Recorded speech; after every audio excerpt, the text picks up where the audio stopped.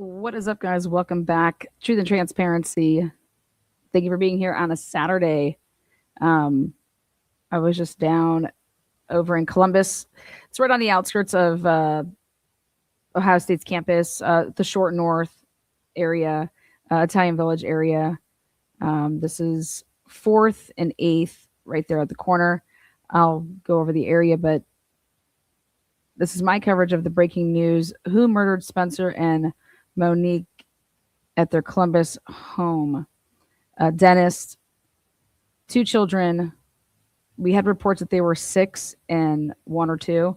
Now it's saying that they're 4 and 1. They were found inside the home unharmed. Continuing coverage tonight in the search for answers after a husband and wife were found shot to death in their home in Wineland Park. Police say they found no sign of forced entry and no weapon inside that home along North 4th Street this week. ABC 6's Aaron Simonek is learning more about the couple and what newly released 911 calls are revealing. Suspicions starting early Tuesday morning after Dr. Spencer Tepe didn't show up at the... Okay, so at 9:02, that's the first call. Comes in at 9:02. And it's from the guy that owns the dentist building and practice. He called in at 9:02.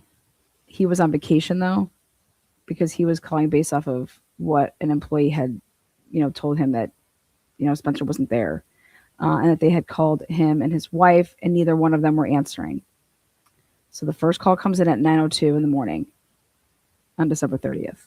Dentist office where he worked. The Athens Dental Depot opening at 8 a.m. The first call to Columbus police went out at 9:03. This individual, Spencer, works with me, and he did not show up to work this morning, and we cannot get a hold of him or his family. The owner of Athens Dental Depot knowing something was wrong. Like, he is always on time, and he would right contact there. us. Okay. So when I was walking by today, I actually gave like 14 videos and pictures. I turned them into the police because I neighborhood canvassed the area. I'll show you guys that video. I'll also show you the additional pictures and other video that I took. I want you guys to take a look right here, able to pause perfectly. I also took a picture of this myself. Very strange here, but the all the backyards here, they have like a fence that goes along, and it separates. Each house has its own backyard area. It's just like a courtyard. But right here, this panel of the fence that was actually belongs to the neighbor side, that was missing. And I had spoke with a couple of different neighbors in the area. You know me, Chatty Cathy. And I was talking to the one dog walkers because they always make, the same type of loop over there. Really nice, 2 girls. And I had asked them, I said, hey, have you ever noticed when you're walking your dogs that fence is missing that, I don't even know. It's like a panel of like 5 or 6 individual 4 by whatever they are. And she's like, actually, no, I mean, that doesn't look like it's familiar. Like, meaning that's weird. She's never like noticed that before. I said, interesting. Again, the house is to the right here, which is the darker gray. And then the white house is the neighbor's house. If there is any issues whatsoever. And it wasn't a gate. It's not the gate. I just don't know how else to say this. Like, we're very, very concerned because this is very out of character. Okay, it's not the gate. There is no gate there. It's not like a door entry to go back there for the fence. That's not what it is at all. I checked. It's not a gate. There was no tape up when I was there today. And we can't get in touch with his wife, which is probably the more concerning thing. At 9:22 a.m., an officer arrives at the home, reported no one answered. Several employees... So that was at 9:22. No answer. I was there. That Ring camera is still there. Okay. So the Ring camera was still there.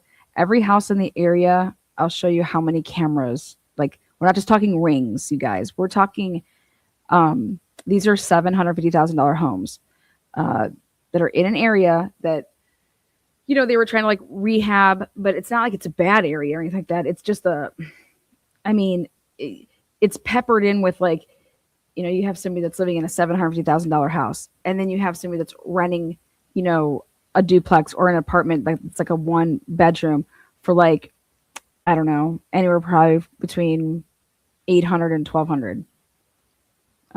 If anything's under 800, I'd be shocked for a 1-bedroom over there, because that area is still like they can charge that. Of Dr. Tepe continue driving to the house. Well, that's a good angle right here. This is across the street if you're standing right here. So it's the White House is on the corner. That's not theirs. It's the house to the right. And I want you guys to notice, you see how that white car was actually inside the tape. And I have a better photo of the white car being like part of the crime scene, just kind of like Idaho, where they included the car, the SUV of the Explorer. Well, that white Volkswagen was included.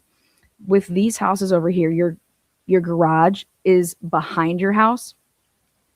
It's not attached, but it's fenced in. So when you go, and I'll show you guys with the video, and then you walk into that behind your house, in between your garage is like your courtyard, backyard area. And it's all like brick type of, it's not concrete, it's not grass. It's all like the red brick. It's really nice. To check on him. At 9:57 a.m., a friend asked for police to return because he could hear children inside of the home. Okay, so this is where it got confusing. Because at first I thought that, and this matters to me, I thought that the person that called at 9:57 a.m. had gone over there and they were able to go and get into the house, whether they broke in or had the code or something like that, because there was a keypad. But listening and doing more research, I don't believe that this person got in the home. In fact, listed on here is that when they went, because friends then went after the cops. I don't know if there was a phone call back saying, yeah, there's no answer. If friends then went and were like, yeah, no.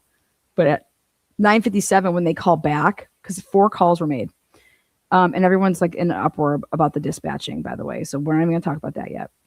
But when they went back, they could hear the children inside. Like you could hear like a kid inside the house, whether it was like a calling out, a crying, a screaming, something like that.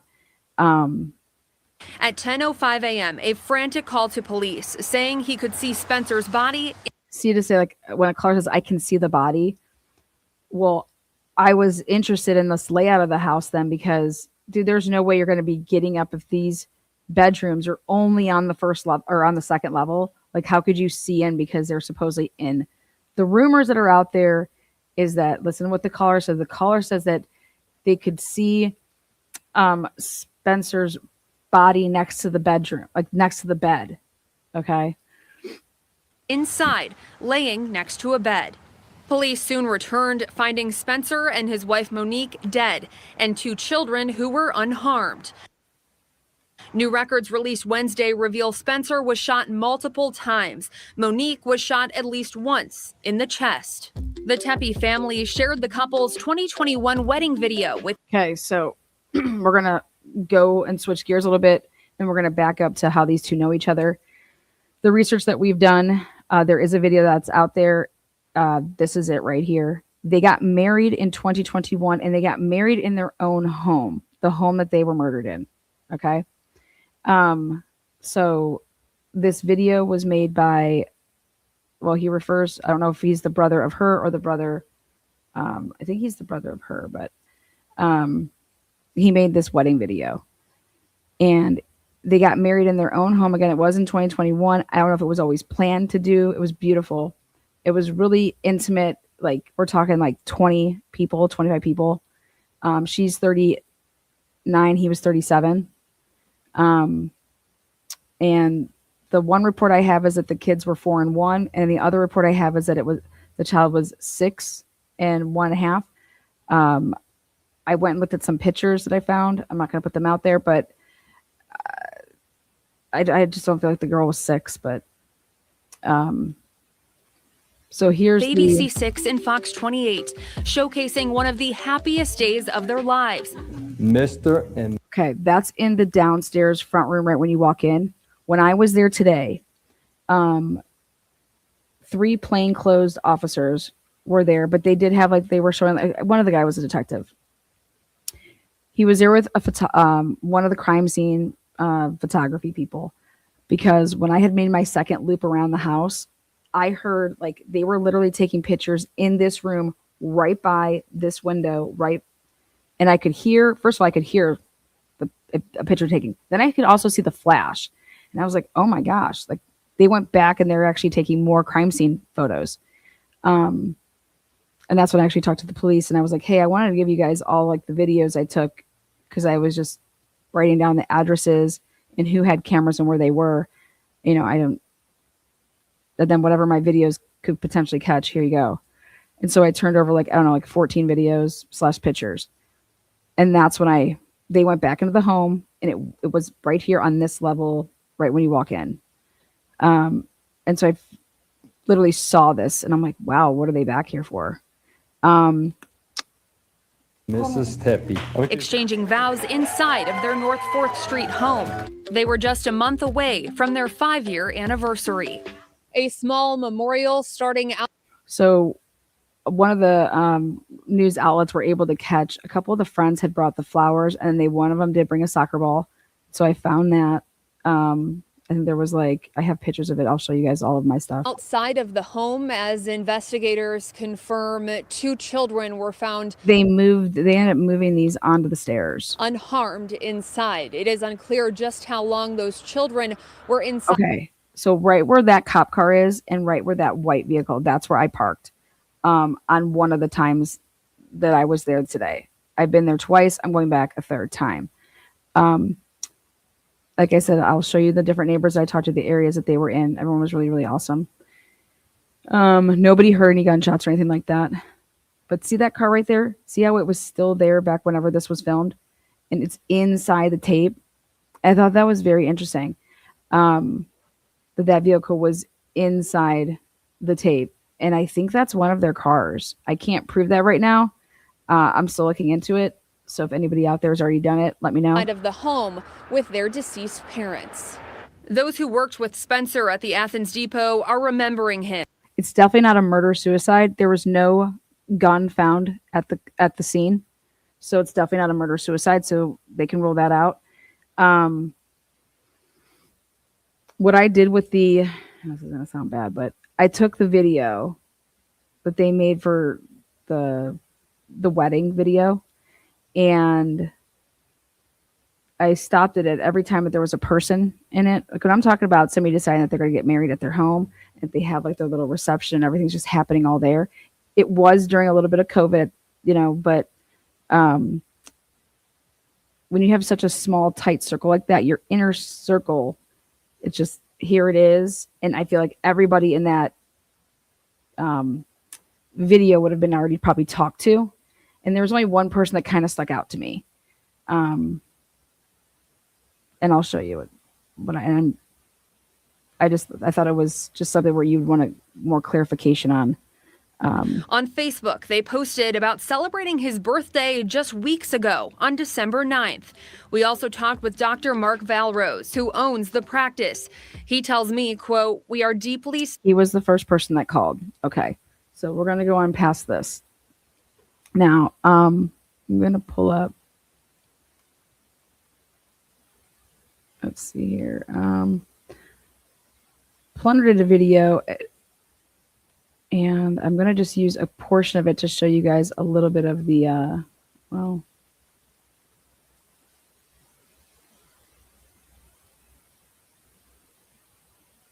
want to do the Fox one really quick, though. Hold on. I do want to take you to another story that we are following at this hour here, and this is getting nationwide attention as there are a lot of questions here.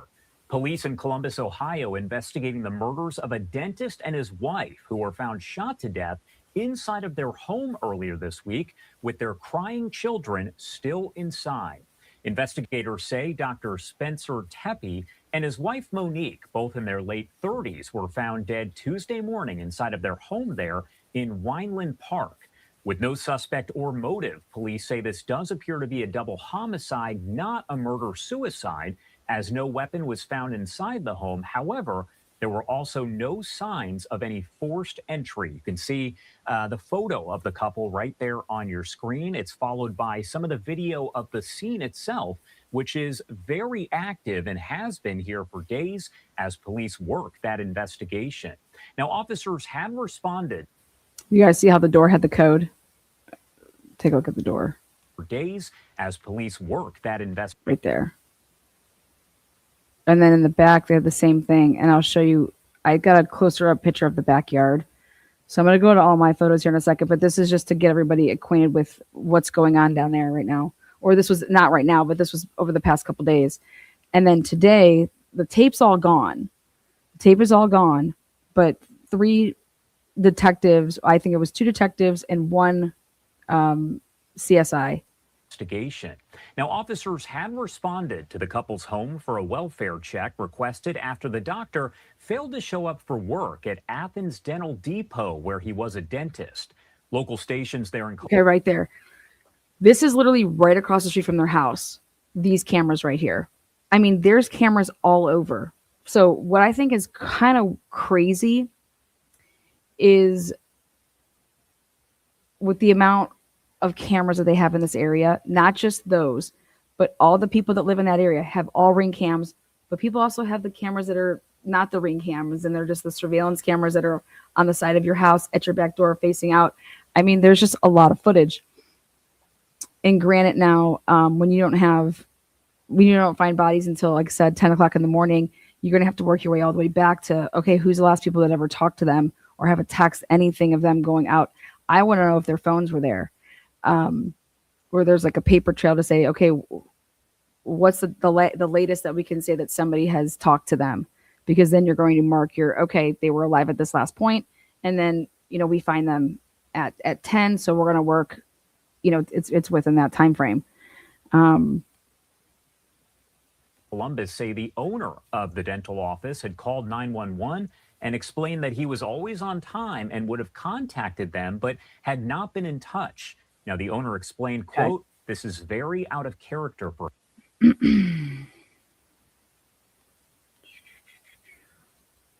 There was a park right by their house, so I asked if any of the neighbors had ever seen them before, and nobody that I talked to had saw them. Hang tight here.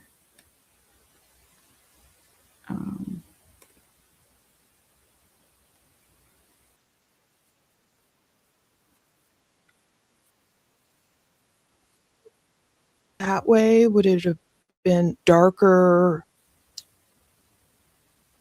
Okay, I want to just use right here.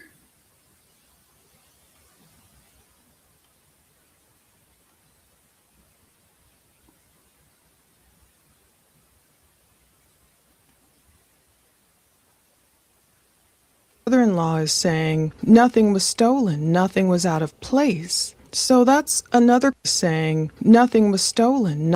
41A, which is code for a robbery report. Now, okay, hold on. On December 30th, 2025, at approximately 10:04 a.m., Columbus Police Patrol officers were dispatched to the 1400 block of North 4th Street on a well-being check. Officers arrived at scene and located 2 adult victims suffering apparent gunshot wounds. Columbus Fire Department Medic 7 personnel arrived and pronounced both victims deceased at 10:11. The victims are identified as Mr. Spencer Tepe and Mrs. She has the same last name, Monique, and she would go by Mo. Next of kin have been notified. 2 small children were found in the residence unharmed.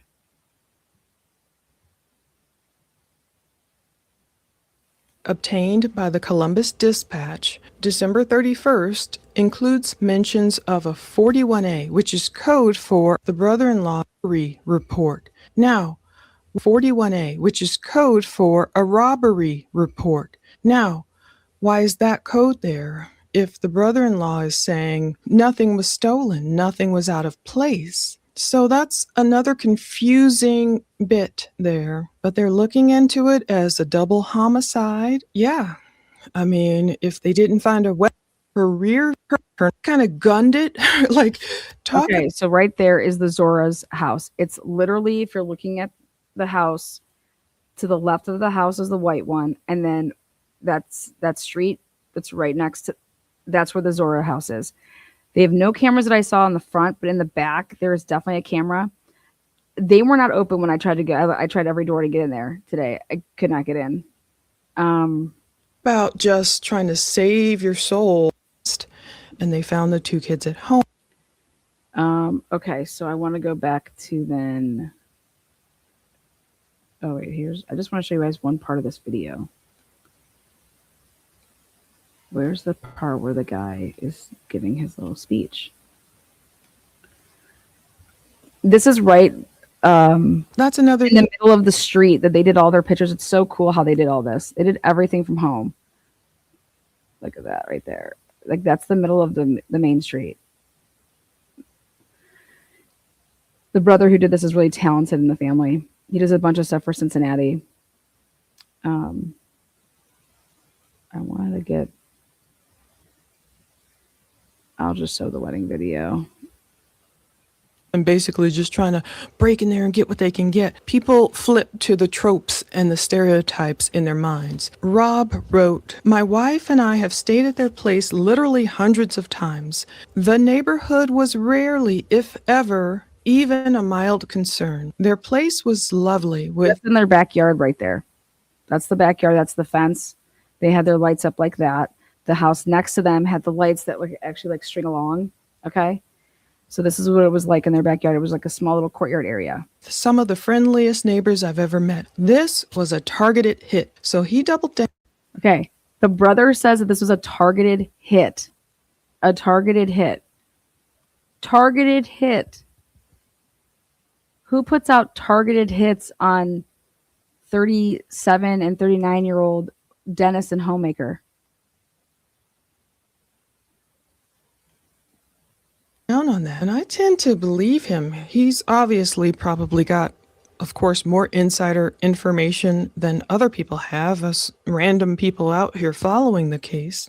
Another thing he was able to confirm, this was 3 days ago. He said, "Haven't seen them stated publicly, but their first names were Spencer and Monique." So when a lot of people didn't know that, he was able to write that. Rob clears it up again. "This is correct. Spencer was my brother-in-law. My wife and I would stay at their place at least once a month. Never felt unsafe. While we..." The reason that he would stay there, guys, is because he lives in Cincinnati.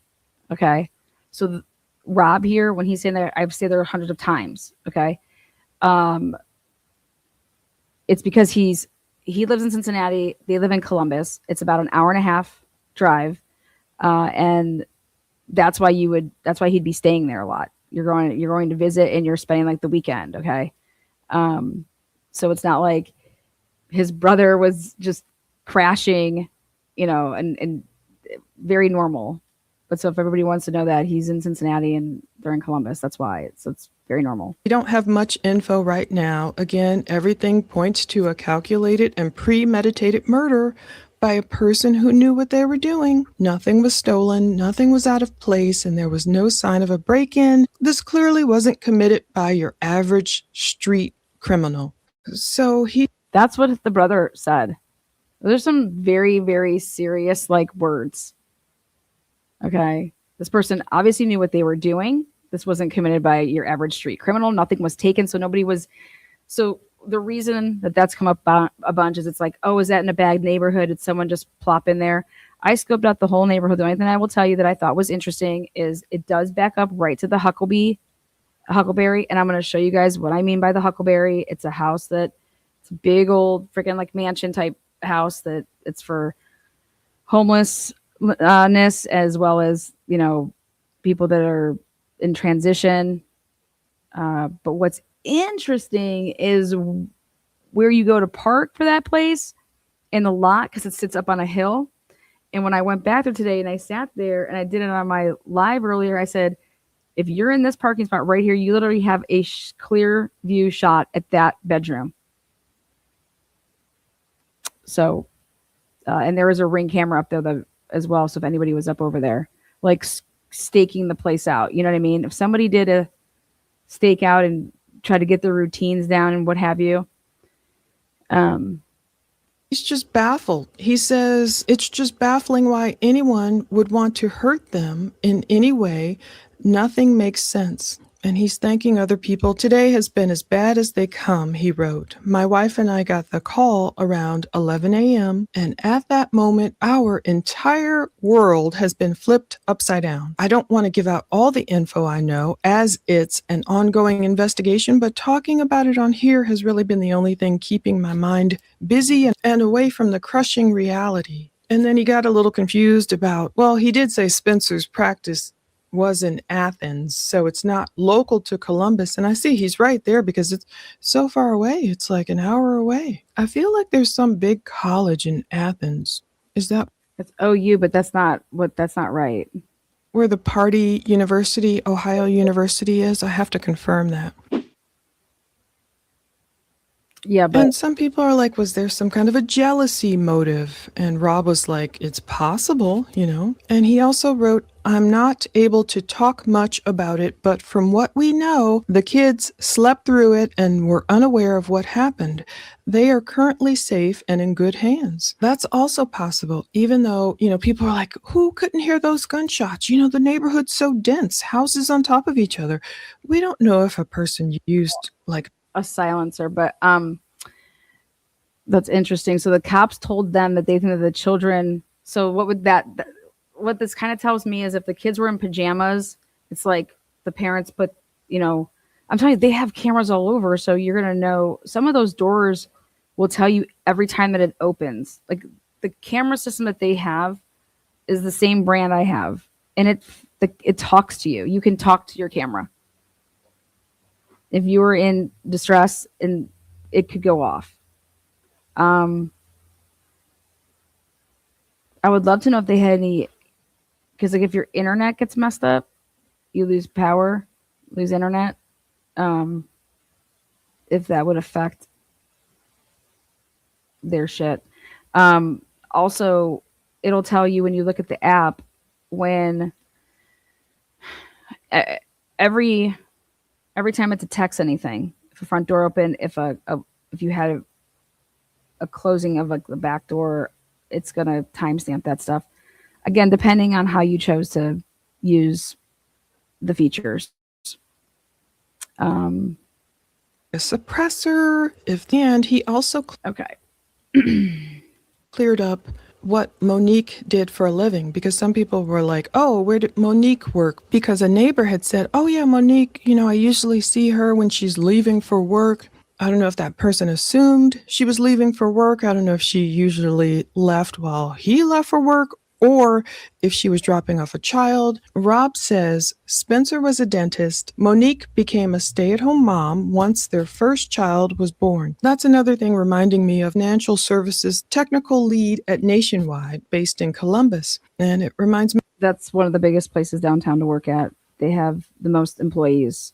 So if you're looking at somebody from like a connection of that, you can go straight to her department where she used to work, but that'd be like anywhere between like 4 or 6 years ago, you know? Me too. When we had our first child, then I became. And he talks about Larry. Larry, the golden doodle, is also with the family. Okay. I know people were asking me about the dog because that was another picture I took. Yes, they had a dog. The dog was in the wedding. The dog was unharmed. Okay. So the 2 children were unharmed. The dog was unharmed. I'm guessing that the kids were in pajamas. If the cops are going to be telling somebody that the kids just slept through something, it seems to me that the kids would have been in their pajamas. That's how they were found. And that would lead to then them being put to bed. But I'm actually shocked. I'm shocked after I was there today to see the amount of cameras. We're not talking like Moscow, Idaho here, 1 camera. We're talking like 30. 30.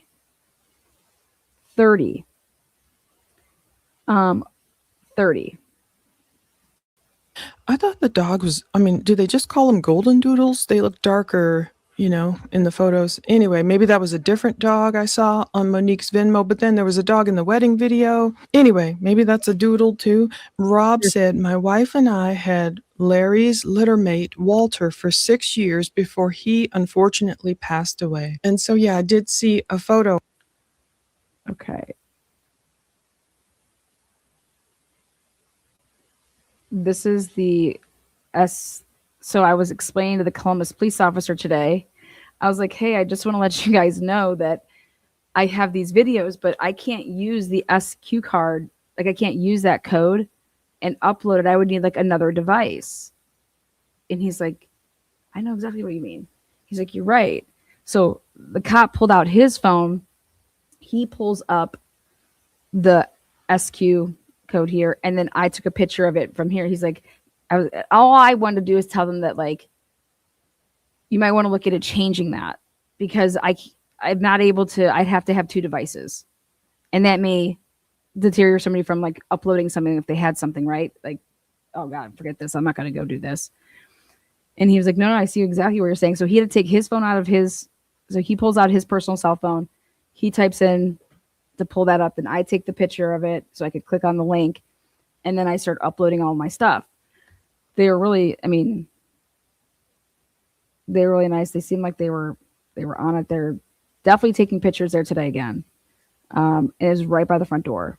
And you know how people get with these crime cases. I don't know what's true and what's not, but if you do have valid information, please scan. And I just wanted them to know about a couple of the cameras that, you know, if somebody just did a quick job. I also wanted somebody to know that one of the cameras was removed today in an area I saw. Okay. So the Columbus Division of Police Homicide Unit is asking that anyone who may have video, photographs, or other digital evidence related to this incident, including suspicious individuals or vehicles, from 12:30 between 12 a.m. to 9 a.m. So that tells me if you're only asking for surveillance from 12 a.m. until 9 a.m., like, you don't think, like, that means you. I'm interested in that. I'm interested in that. It's like, did you go? Because I would definitely go a couple hours before I had like movement on them, right? Because if there's people out there that think that the person was inside the house already before, like, they came home. There's people out there that have been saying that. I'm like, interesting. So 12 a.m. to 9 a.m. And it was the area bordering, and I have a picture of that area. I'll show it to you. And it was like, use this Between midnight and they even give people a QR code to upload. Okay. So one of the people that I talked to today, they lived on Summit. Okay. And there's 4th. So Summit's like the next, there's just like an alleyway in between those two streets. I feel like there's another. I feel like is that close? Maybe it is. We'll look at my video. But the people that lived on Summit, they make this like block walk with their dog, and they were really cool. They were gay. I said, "Good looking out, fam." I'm just kidding. They were really nice. And then I talked to this Chinese couple, or I think that they were a couple. They asked about what channel I had, what was the name of it. Because the guy saw me taking pictures, and I was like, oh God, he's probably going to, I don't want him reporting me being suspicious. So I went over and I introduced myself, and I said, hey, yeah, sorry if I'm not trying to take pictures of random people here. I was just taking pictures of the different cameras that were in the area. I'm covering the double homicide. Do you live at this house? And he's like, yeah. And he's like, we weren't here that night though. And I was like, oh, you weren't? And he's like, yeah, we checked all of our cameras and it didn't have anything. And then he said something that I thought was weird when I said, oh, because I said, did you hear anything? And he's like, no, we didn't hear anything. Because then when his wife came out, that's how it came up again. And I'm like, well, you didn't hear anything because you weren't here, right? Like, were you there? Like, it made it seem like the second time it was like that he was home or something. But then he was explaining to his wife that, oh God, no, it would happen inside. You're never going to hear that outside. And I'm thinking to myself, like, I disagree. We popped a bottle of champagne. Okay. The next door neighbor dogs heard us pop that bottle of champagne, started barking for 2 minutes straight. Poor dogs. I was like, my neighbor, I don't think my neighbor was home, but literally open it up over by the kitchen, boom, dogs go barking crazy. And that had to be quieter than a gunshot. And I would say the distance between my house and my neighbor's house is equivalent to the two houses that area right there where their houses are. So that guy was cracking me up. He's like, "Oh, what's your channel?" That evidence Check it to out. Check it out. help them Choose with it their as- investigation. You can remain anonymous. You don't need an account. Okay, so let's go and look at the area. Again, this was a video I did earlier when I went live down there. And you could see it on my channel. Let's see. Okay.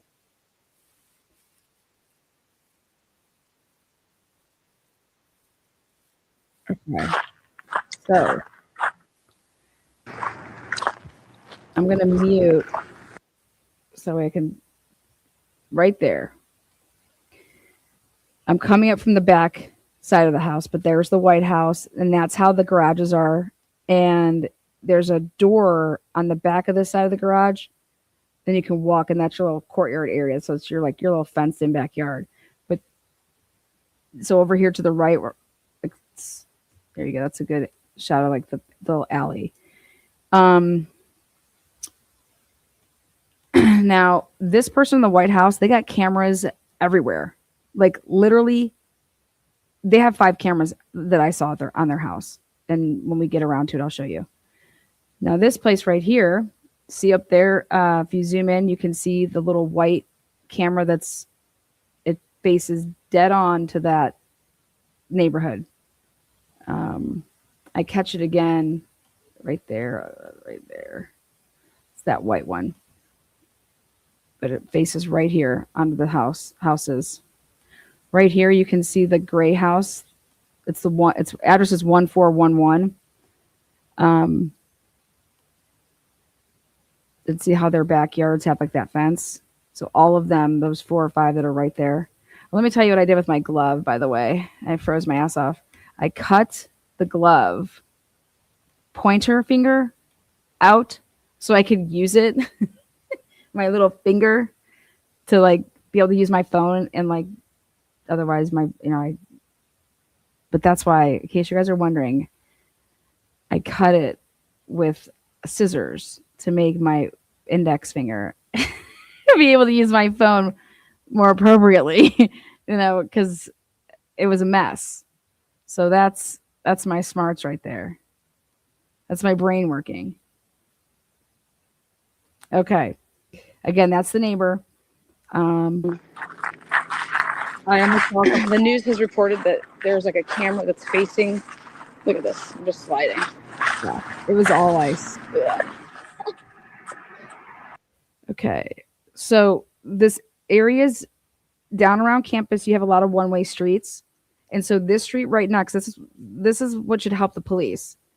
You can only go right. You can only go this way, that it's showing you one way for this street. Then the street that's in front of their house, it's only one way that you can go as well as, so you're surrounded by 2 streets, and both of those are one-way streets, which would help the police. Right there, I pointed, and that's that camera, the police cams right there. See those? And I'm shocked. When I saw, I know for a fact that there's no way that somebody came up in there that was just like, oh, I'm gonna rob these rich people or some shit like that. Like, no. It's too risky. Way too risky. And now, did you see how like my camera got blurry over here? I was running off of Wi-Fi data, I think, in the area. Oh, right there. You could see the missing fence part right there. It's interesting that little fence area. I catch it right off the rip. Nobody has talked about that. I catch that right off the rip. And I knew that it wasn't a, what do you call it? I knew that it wasn't like the fence door That's not what that is. It's it's not a door, it's not a gate, it's nothing like that. It's literally that whole panel. Not only is it removed, but it's right up on the right hand side. And it's very bizarre that that would not be there. Very bizarre. It's busted up, but that's the neighbor's house. This is the house that it happened at. But they have the flowers out. It's really sad. How you guys doing? Oh, yours is the puppy over there. Yeah, I was like, Those are the nice people that I was he's talking gonna go to. get him. Oh, here, Yeah. listen to this. Hey, did you guys hear anything that night? You guys live around here? No. Yeah. She said we live on Summit. It's a really good angle here, though, at the house I want to talk about. It's 3 levels, and these are egress almost type windows with this house. And I'm curious to look at how the downstairs was situated, but Didn't hear anything. No, I woke up the next morning and saw it on. so they didn't hear anything, and they're on Summit. I'll show you where that street is. It's behind the house. It's behind, like, so you have the alley part, and then the next street, that's going to be Summit. Yeah, right? So she's like, we didn't hear anything, and then the next morning, that's all the cops were out. Like, it was all shut down. Blocked off. Still don't really know anything, so. So She also said that we still don't even know anything. nobody came around like asking like No. for like footage or anything? No, yeah, we don't have any ring doorbells. or Yeah. anything. I noticed that they all do though.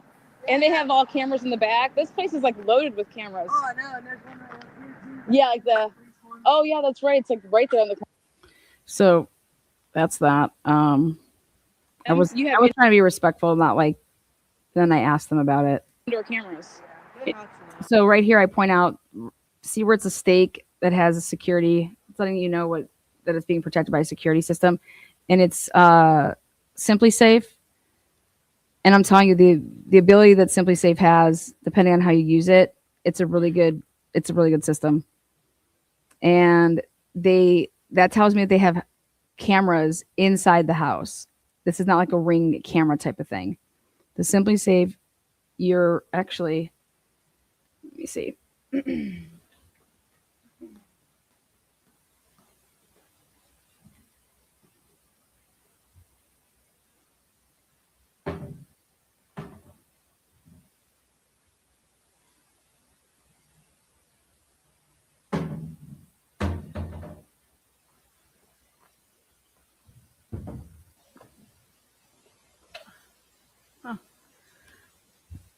Okay. Usually you'll use Blink outdoor cameras with it, as well as your indoor cameras, and they are battery powered security cameras, and they are also batteries are 2-year, so you don't have to switch them like every 2 years. Two-way audio, motion, or you can have it running. They have day and night view. It's like I said, if you were under some type of duress, you could yell something out to that. You could yell something out to your camera and speak to it, and it would, depending on how you operated it, you could do a lot. And so that tells me, you could see like their little ring and it's still up. I believe that there's cameras inside that house. Yeah, that's what I'm saying. Are you from around here? A little. Do you guys walk this area a lot? Do you know if that fence door right there, has that always been like that? See how it's like kind of like, Not that I've ever noticed. isn't that weird? That is weird. Yeah. No, I've never noticed it. It's usually. And then so I went ahead, and after I made this loop when I left, but right before I left, I walked up just to make sure that it was not a door, a gate, and it's not. It's not a gate. And so they're always walking their dogs. I specifically asked them, "Hey, you see that right there? Have you noticed that before?" Thought it was interesting. You can't really see it. Yeah. I thought that was very strange. I was like, have you ever seen them out before? No, not really. We were just saying that. Yeah. But It's so sad. we've heard a lot about them recently. And Yeah. It's awful. It's this is a nice little. It is. Good, When I heard nobody- the address, I was like, dude, Yeah. what the heck? I was like, that's right on the main. I was like, who Yeah. the heck would ever? People have been saying a lot of stuff about Wyman Park over the past few days, but It's not. everybody It's here perfectly is- fine. Yeah, we would happen to know. Yeah. I had somebody in my phone, like, we wouldn't do that to each other. So All right. I hope they figure it out. Yeah. Hey, well, stay warm. Yeah, your pop was really cute. Okay, so right there, that's your house. See how like they have the fence in between? Well, the one in between these two houses was busted in. I noticed, and I was like, that Let's see, it's no gate. It's the same thing. Literally, it's the same thing. When they built those two houses, those were put up at the same time, same builder. doesn't seem normal. Or every single house has like the Ring cameras. They got cameras like out even just besides the Ring doorbell.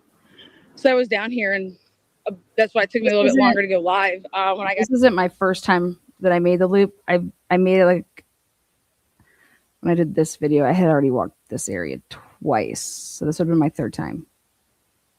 down here, I saw two unmarked cars pull up, and I knew immediately those We ran my plates. detectives, police, they went into the house They have a camera there as well. just a minute ago. And I Okay, so this area right here, this is where you're going to be your cheapest possible if you're staying in this area right here close. I don't think that it has anything to do with anybody from this area though. But that's like, I would say these are like 1/2 bedrooms. And I would say they're anywhere between $800 and $1,200.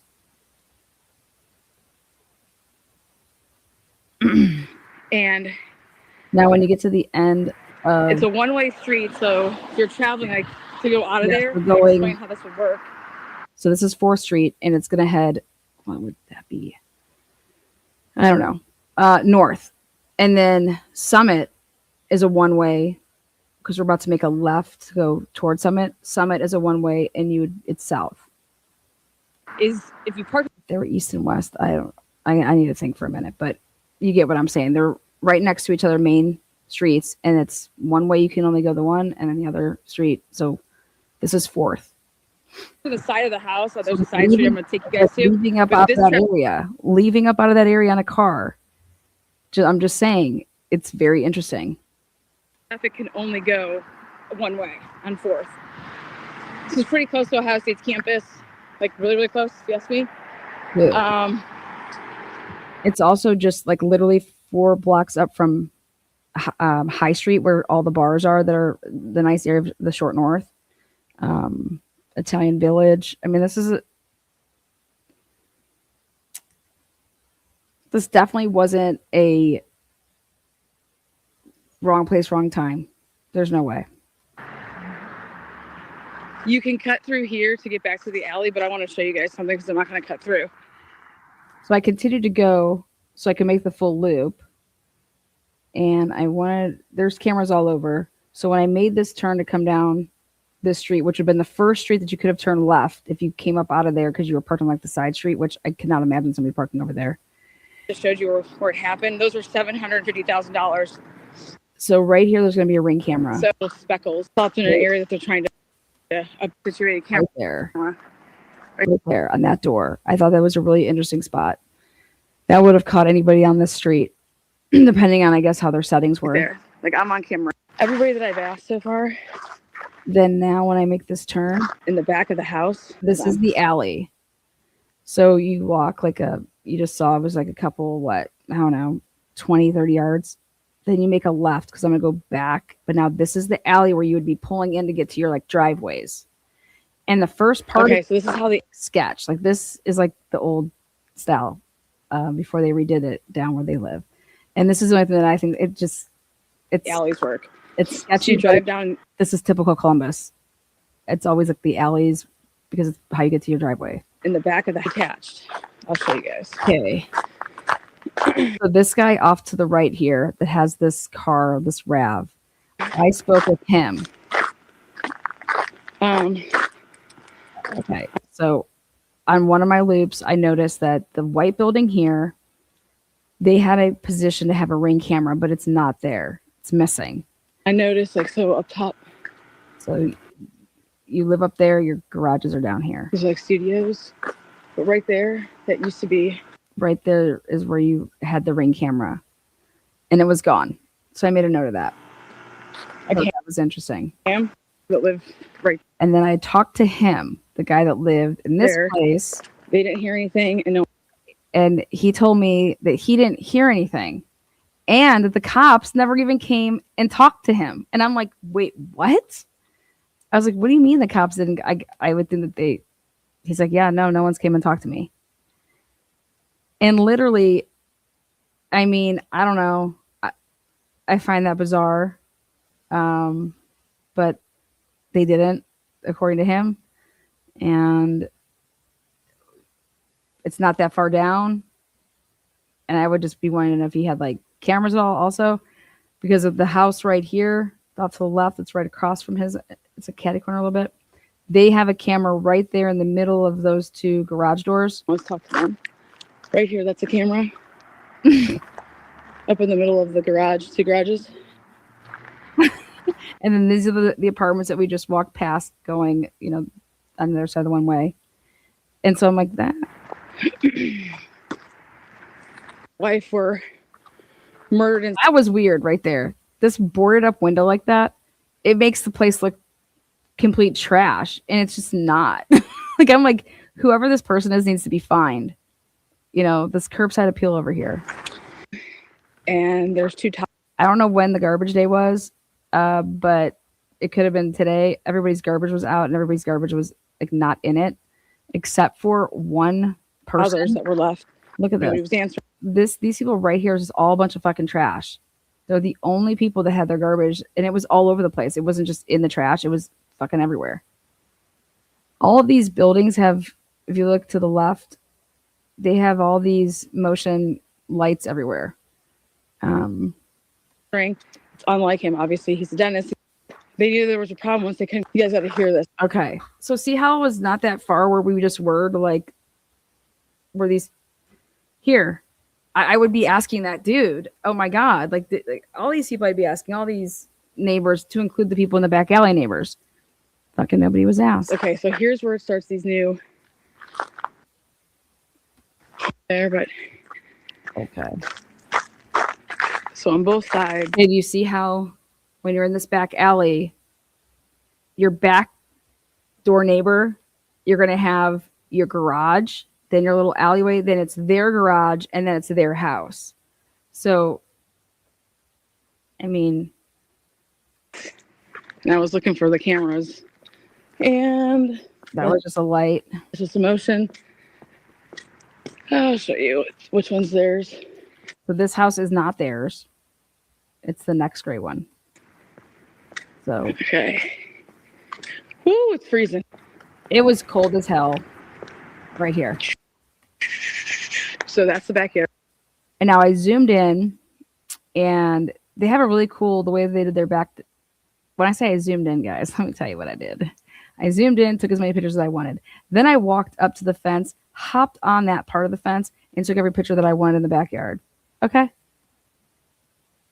There was no yellow tape up. So, hey, I peeked. Again,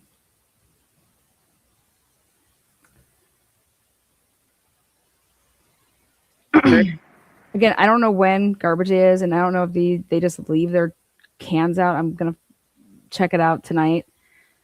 I'm going to take you guys with me on a little tour, but it's really nice.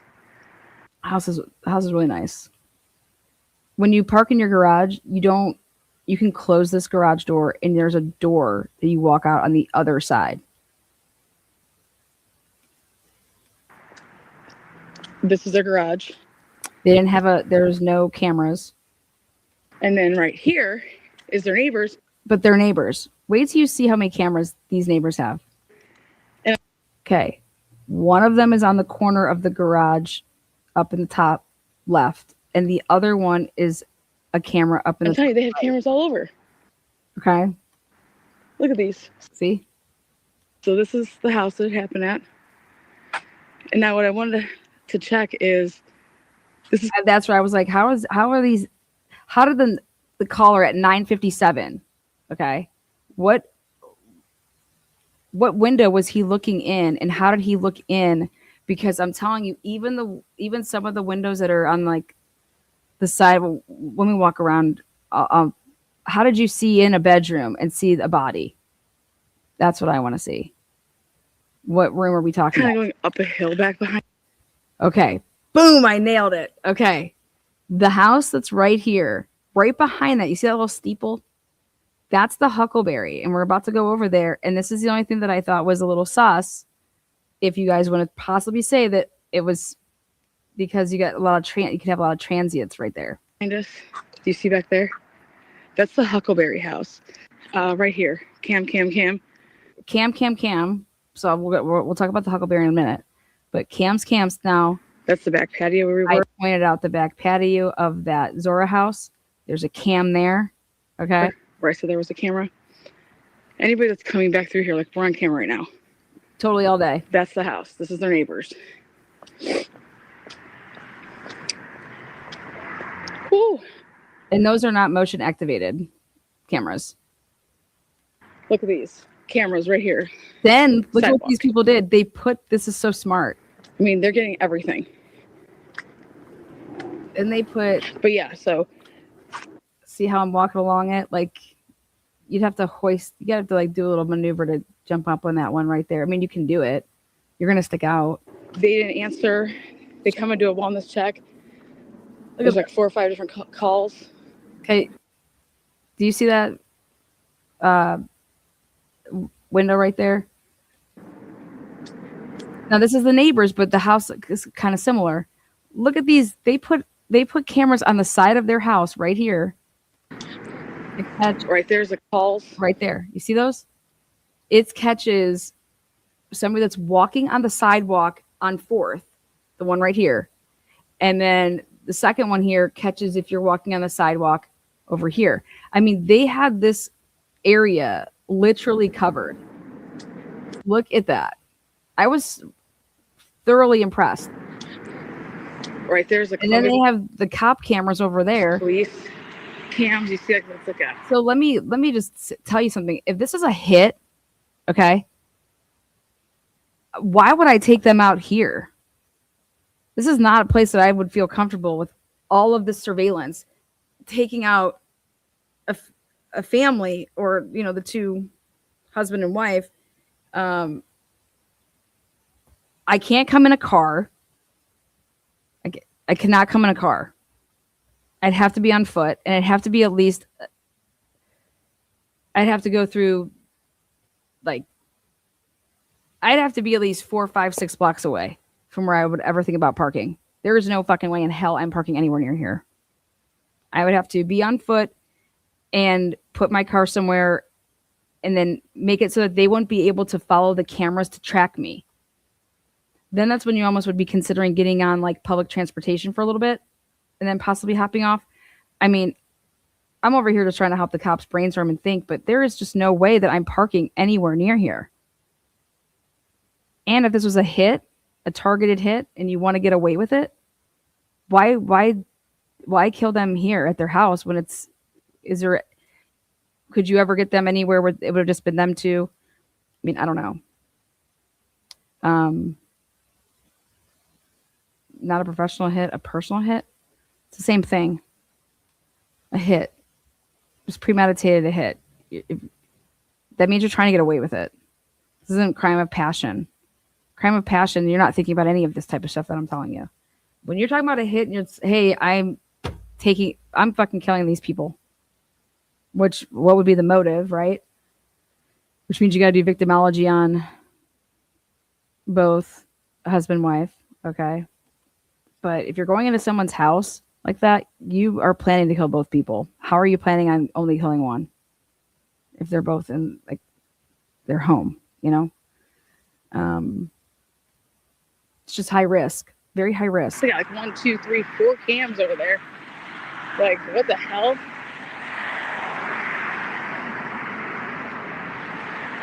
You can see.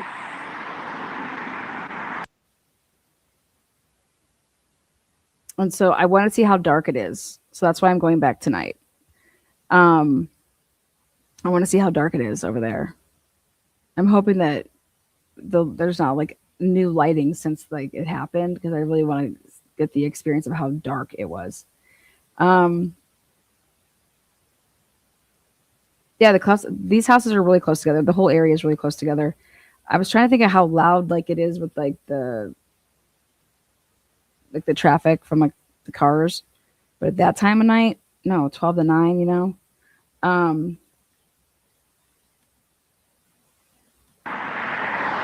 oh, so the police reports when they came out also said that since this has happened, where the kids have been, it's been under surveillance. So like there's been like a police officer with them, like outside of the residence of wherever the kids are. That's protocol though. So And so, okay. That's Zora's house. It's again, I tried to get in there, man. like I thought you could get These people probably thought I was nuts. coffee and stuff there. I don't know what's going on, but I tried to get. All right, now let's go. So we're gonna walk Anyways. back, and this is So- what take us to. Okay, so right, They go in. You can hear the little that's we're crossing over the alleyway. Okay, kids, like in the background. It's pretty crazy. But the kids were unharmed, and this happened on December 30th. Broke. I mean, so they believe it happened after midnight, so that's why it's December. my 30th. news here Okay, was in here. the last 24 hours. Right here's the Huckleberry house. Okay, so this is what the issue is this is not Summit. There's a street in between before it gets to Summit, which is the next street. And this is the Huckleberry house At-risk kids. right there. But they have just more than one house over here. Down on the corner of Summit, there's another house there. And so I take us up and I want to show you guys. They provide Interesting. almost The Chinese people that I talked to, they were on this street that I'm on. the shelter stuff. I mean, they do it all. What I know, right? Right there. Like they're in one of those houses over there. They were, like I said, they were super cool. They want to know what my YouTube channel was. All right. So here. God bless it. It was cold, guys. It is freezing out here. Okay. So you have to walk up this. So the Huckleberry house here, though, It sits like up on a hill. take a look. It sits up on this hill, and so I told police they have a I swear this used to be like, it's really, really interesting. Ring camera here. Like it, you know, like the nice ass houses where you have to like drive under and you like drop off somebody and then I don't know. Anyways, It's over there on that door. so But here you situate yourself. So that's a rehab facility place, like some type of I think outpatient. right there, you can see the White House. That's the White House. Now And watch, when you move down, you're sitting right here. You have a clear cut. boom, Watch this. Boom, bedroom. right there. If you're in this parking spot, you literally have a direct line of sight into that top bedroom. Right here in this parking spot. Right here. And so I was like, this would You can be see an that. interesting spot that somebody, if they were trying to case that joint out. So I just mentioned to the police that they might want to look at the Ring camera footage from Bedroom. And so I said, hey, you might want to get that Ring camera that's on that door right there. It's of Right. the area. right here. There's Ring camera footage from this. I was like, I turned all of this into the police. I That did my cam- civic duty. might be worth it. Literally neighborhood canvassed the area. You know, you never know. I'm just saying, if this is a hit, usually people stake people out and see when's a good time and how they're going to pull this off, type of thing. If it's a hit and there's no sign of forced entry, sounds like somebody was given the code or they somehow got the code. Or some cheddar. So right there, I'd be But- looking at that. Literally, if you're sitting up here in that spot, you can see right in to the bedroom. From the windows. Woo! Again, this is like the little alley. Fuck, my hands are freezing. Frozen. Photographer. Oh, back at it. Those are those people again. All right. I haven't really been looking at chat. Lana giving the cops some tips. I did. I couldn't believe when people were telling me that they had not been taught. I just could not believe the guy in the back alley. I was like, wait, what do you mean you haven't been talked to? Nobody came to talk to you? See if you heard anything? Even like the days leading up to the murders, like did you hear any? Is there any arguing? Nothing out of the ordinary. I would be asking all those people that, and they're not like, these are young, educated business, young professionals. It's a really cool area to live in because you can walk just a couple blocks and you're literally down on High Street bar hopping. Are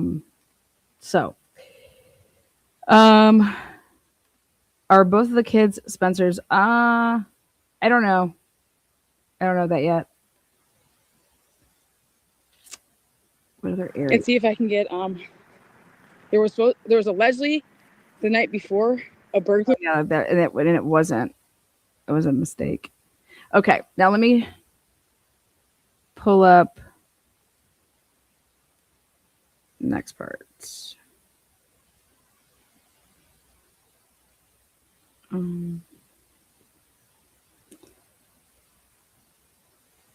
Sherry, thanks, Sherry D. Okay.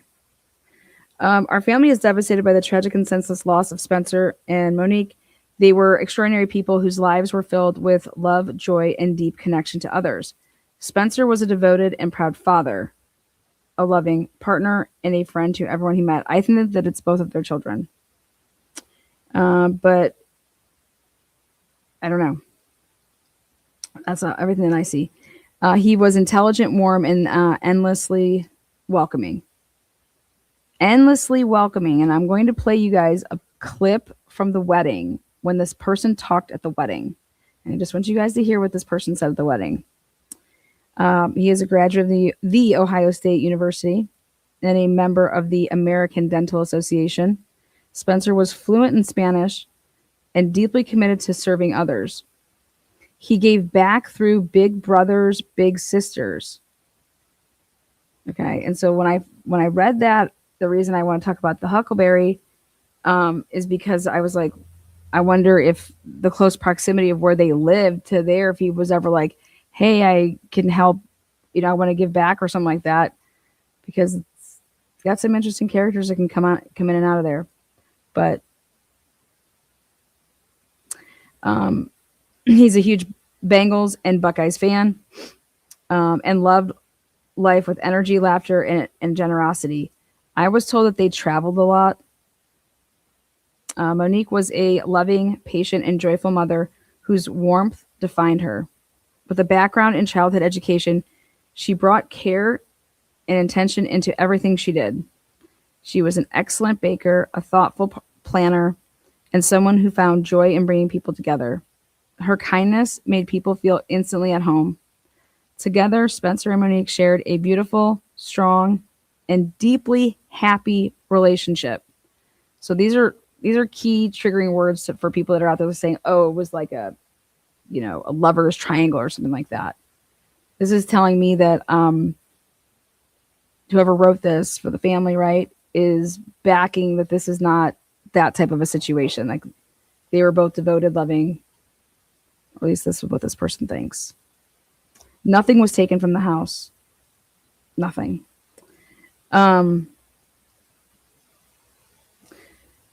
They loved to travel, to laugh, and to build a life rooted in love. They were proud parents of two beautiful children and their beloved golden doodle. And they created a home filled with warmth, happiness, and connection.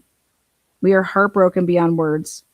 While no outcome can ever undo this loss, our family is committed to seeing this tragedy fully and fairly. You don't ever hear this type of stuff.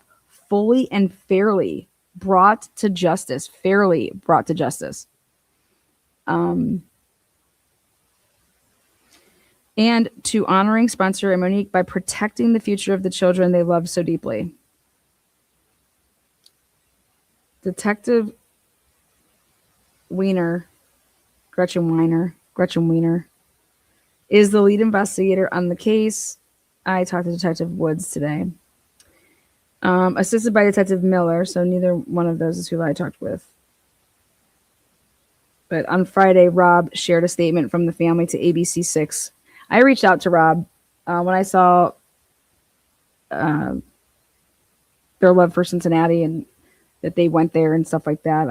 I had to, and I said, if there's anything we can do for you, I have a YouTube channel. If there's ever any messages, and I'm native here to Ohio, and I saw that we have a connection through UC. So now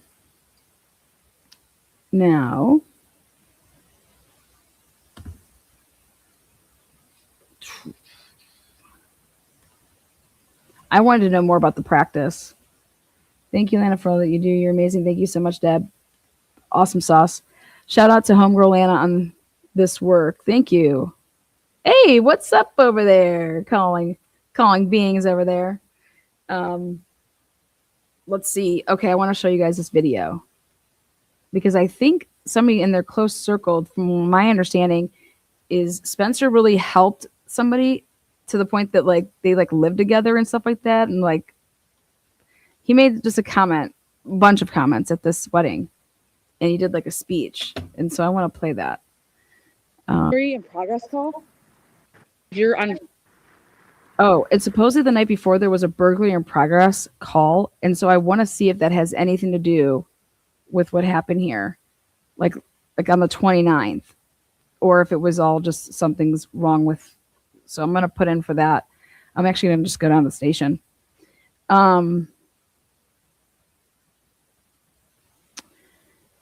Okay. Let's see. I want to know, was there a golden doodle in a crate at the time? I haven't seen that anywhere yet. Usually, I mean, why would you put a golden doodle in a crate? Those are good dogs.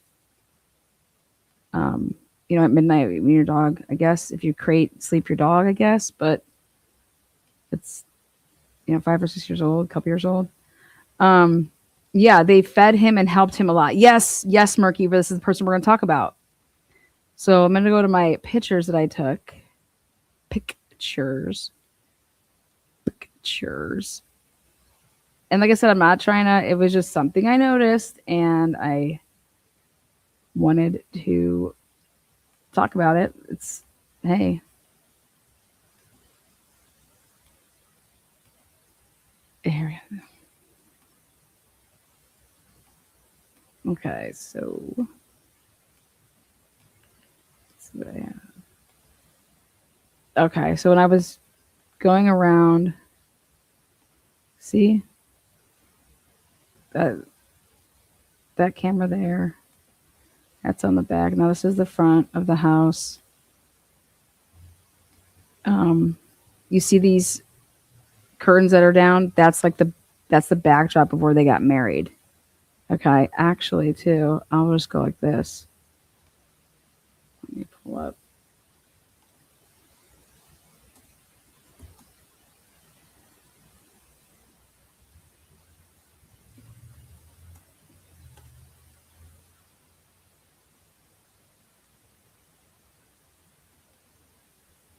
Okay, this is the inside of the home.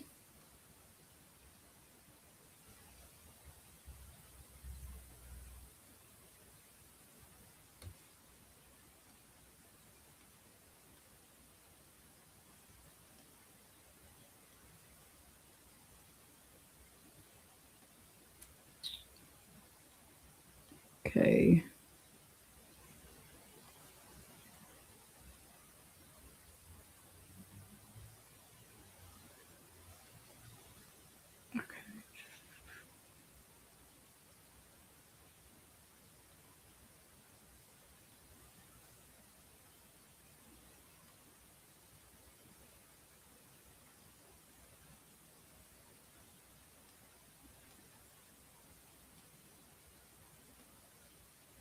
All right.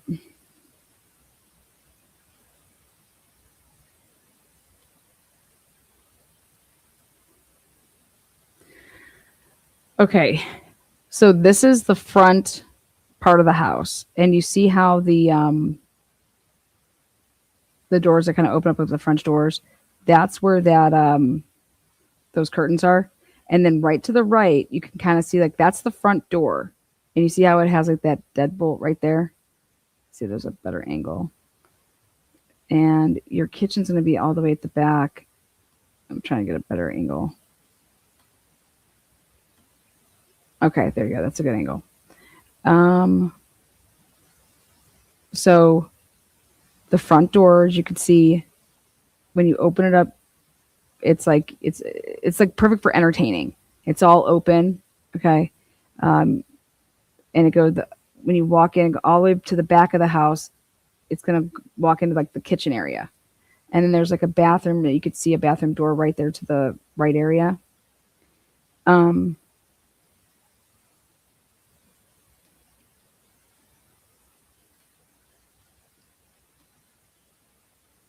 This is like a half bath.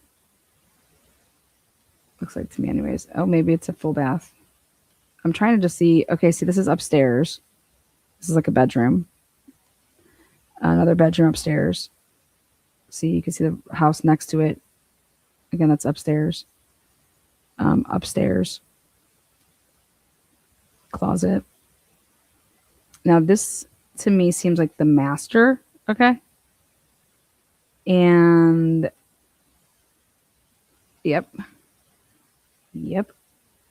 Okay, right there. And I see how that has that little window. I want to see a different angle of that. Is that downstairs? Remember I was telling you guys about those egress windows?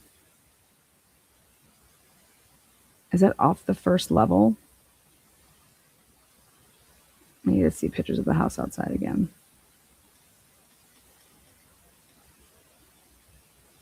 Okay, see, this is downstairs.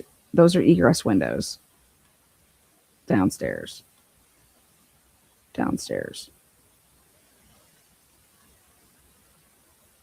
Oh, that's the backyard. Unless, does it have a, right there? Is that the first floor master? I'm trying to see if it has a first floor master. I haven't looked at the specs, so. But right there, it kind of seems like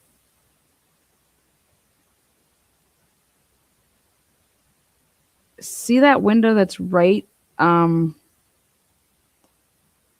almost feel like the window that's on the ground there, that's their bedroom window. You see that? 1000, that's what I think it is. Because on the left-hand side then, that's where it has like that smaller window, and that's why you can see like the fence directly like behind it. That's exactly what it is. That's how they were able to see it. Got it. Okay. So I believe that the bedroom that was theirs, or the bedroom that they were found in, it's going to be this one. I think there was one on the bottom level. That's what it looks like to me. Let me look at the pictures. Let me go back.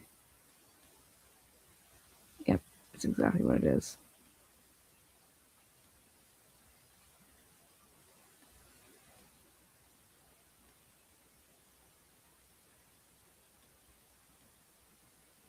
Wow. So sad.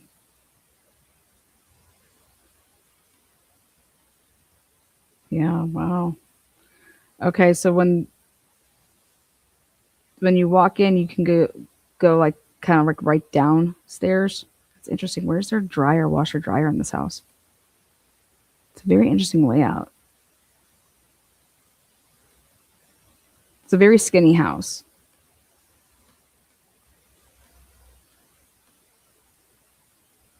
This is upstairs bathroom. Upstairs. And then here's where they go downstairs, right? That's interesting. Right there. Got it. 1000%. That's how it. See how the window here looks right out to the fence? It's because this is down and it's in the. That's crazy. No thanks. My kids are all the way upstairs. I'm downstairs. Oh no, I wouldn't like that. Dude, this is crazy. So I wonder if they're talking about like these egresses, just so you know. I guess I can see if I can get better, closer pictures. But those windows, you can just, they're as big as you. They're really big windows. But being down here in this, so they're on the opposite side of this. It's full length. Just doesn't seem like it. Interesting.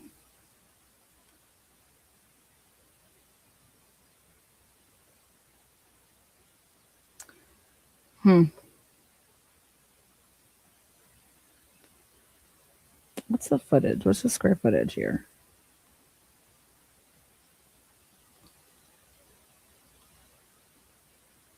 Dang.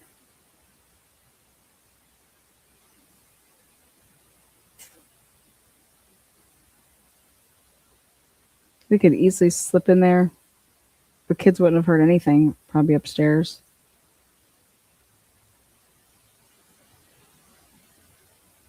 Wow. 2,552 square feet. I think that back there is the mudroom, in my opinion, then. Talking on the first floor. 4 bedrooms, 3.5 baths. So you're looking at 3 bedrooms upstairs with the 4th one down and 3.5 baths. I mean, that's a lot. I feel like these pictures don't do the house justice.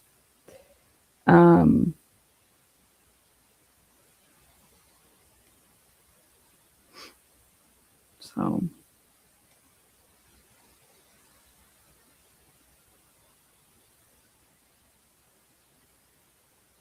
hopefully their camera system was up and running and nothing was wonky.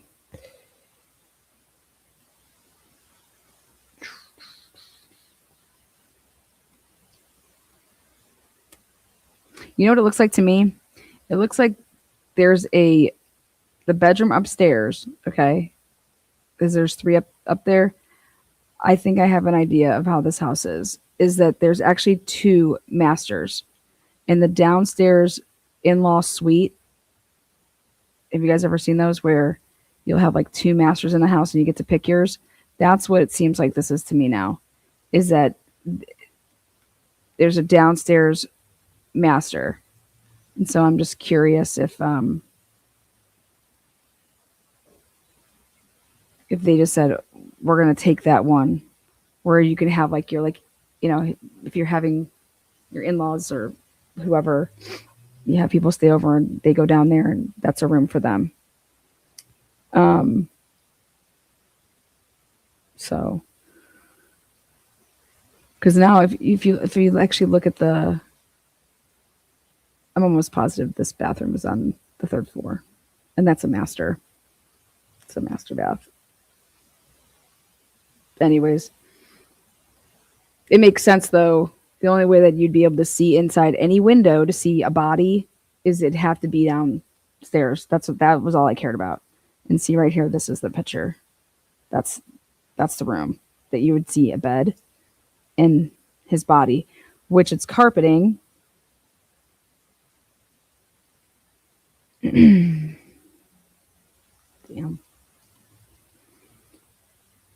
I hope the news was out there. They would have been getting all videos of this. Like, that carpeting would be cut out and hauled out of there. So this is the other side. The bedroom's on the opposite side of this area, like the entertainment area, which is so interesting to me. I would not want the bedroom that is next to this entertainment area. Like, that's just not what I would want. But hey, I don't know. Maybe they were entertaining somebody and they, like I said, they knew their killer and it happened in that bedroom. but it's really not their bedroom. Anyways, I wanted to know the layout, and I want to know how somebody could look in and see a body, and that's how they would have had to been in that bedroom. Otherwise, you're not going to see anybody by any bed. All right, now let's go to. I would not pay $750,000 for that house either.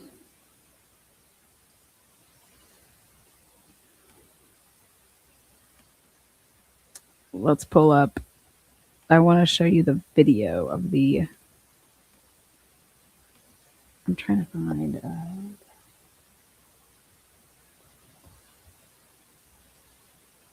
Um,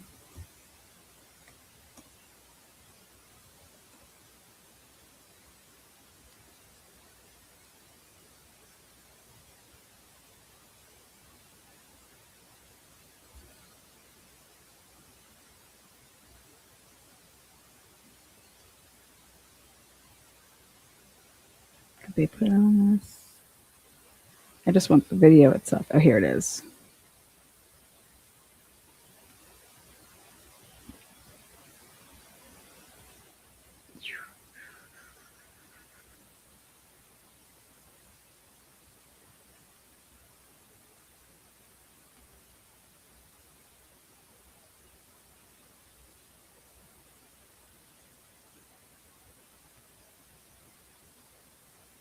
Where's the whole video?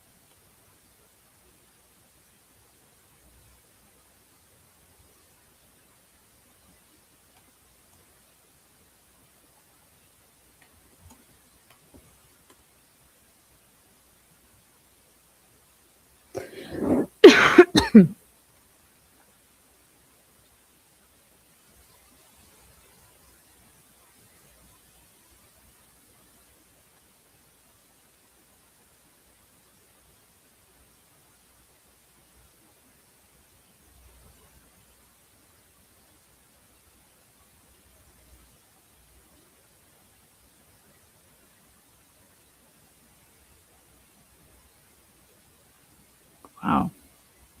Sorry, I'm looking for the video by itself. I don't want any of the other crap.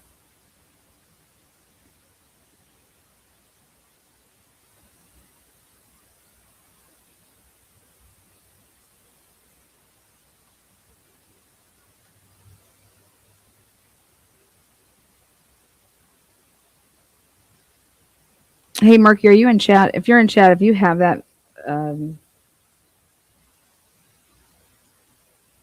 recording, I wonder if Marky's still in chat. Let me see.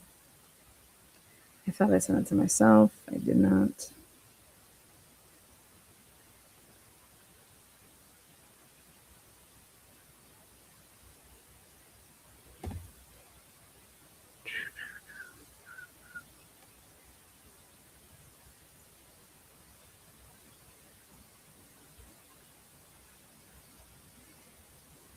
This is in Columbus.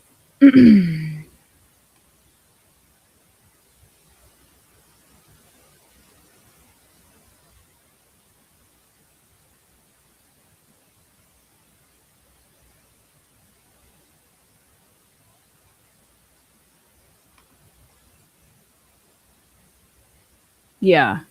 Their whole wedding video is the one in your post, isn't it? Yeah, that's what I thought. And then I'm like, why can't I find this?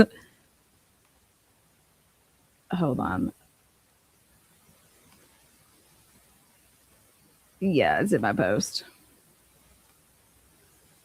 There you go. Thank you. Thank you, Marky.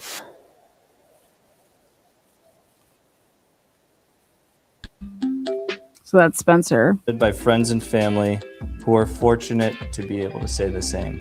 We're so lucky. So he's he's a Mac guy. He's an Apple guy.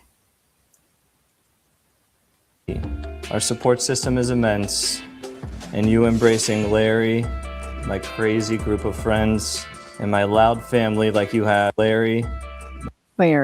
So Larry's his dog, basically. My crazy group. Right there. That's my crazy group of friends. Okay. This is the inside of the house. This is their house. This is how it was set up in 2021. Of friends and my loud family like you have. That's the front door. Means the world. I vow to support you, to believe in you, and to encourage you. I vow to provide for you. That's their backyard. So they didn't have their string lights hanging up around. They had their string lights like down around the fence. I vow to never stop loving you and to always keep working on us.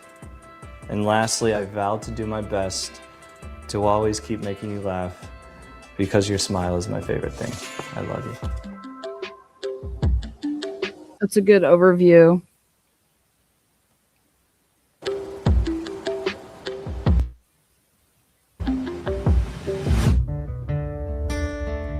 Who's the guy with the banana? Is it an inside joke?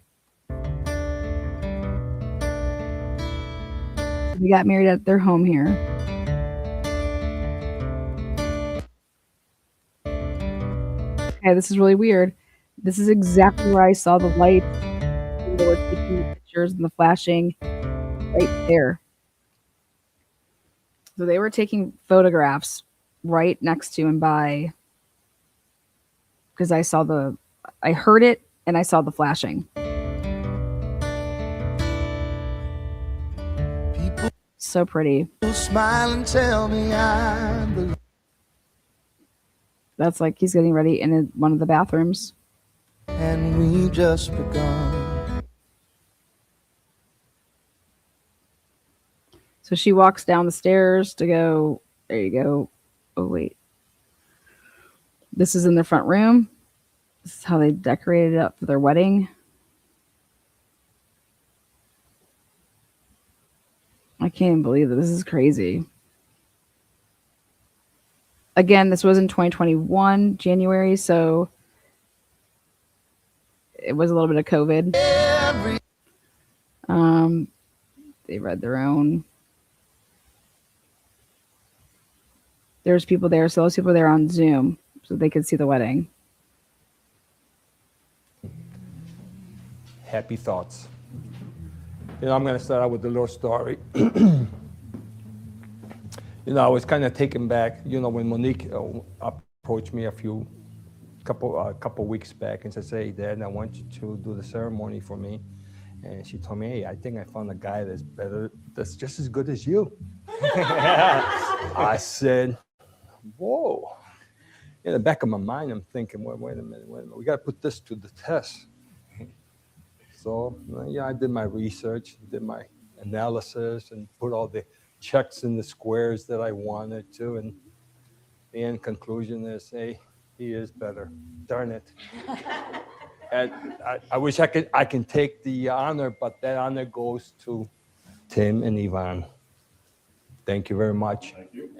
And for Monique, all I can say is this, Spencer, as far as I'm concerned, she can be an 80-year-old lady walking down the streets and I'll just be yelling, "That's my baby." Spencer, what can I say? From day one, I knew you were something special. I had quite a journey to get to you, countless bad bumble dates, wrong relationships, and waterfalls of tears. But it was worth every cringing second because it led me to you. Throughout all of this, I knew that God was guiding me to my person and that when I met him, it would be the most magical thing ever. And boy, is that an understatement. I finally found my lobster, and it honestly couldn't be a person with a more beautiful heart. I will love you forever, and I'm so lucky to be Mrs. Tepe. By the power vested in me by the Universal Life Church and by the state of Ohio, I now pronounce you husband and wife. Okay, check this out. Bella just found this. At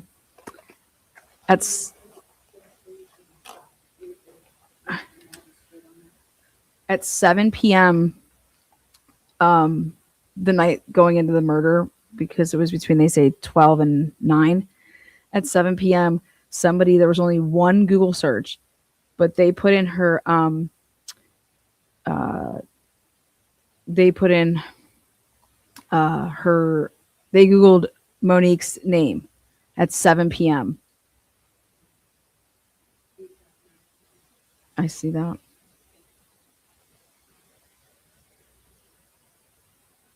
No way. So the one, yeah, but even they're both different. I think the ones is both better than that. If our research is correct, on 6/17/2025, there was we have a case that has to do with custody case. Who is Mo's ex?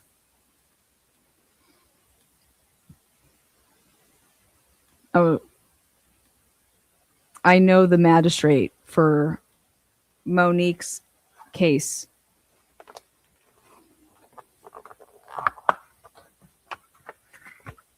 Chipotle. Now check this out. So, wow. Give me a kiss to bride.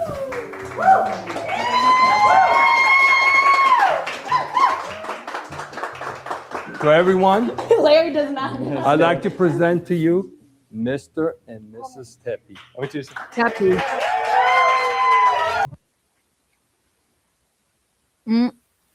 Beautiful downtown.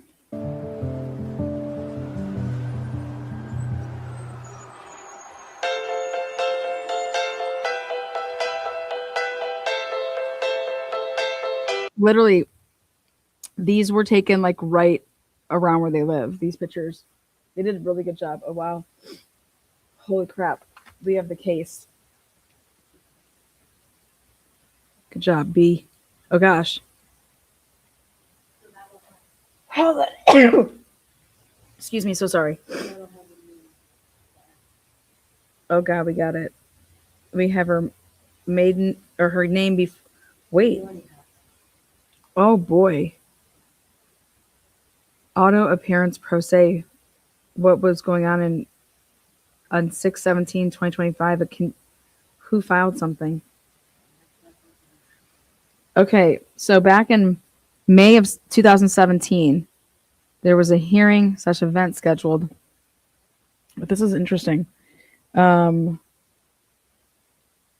Relocation notice. No? Okay. Number of children, 0. They got married. She was originally married to a Michael McKee. Divorce, no children.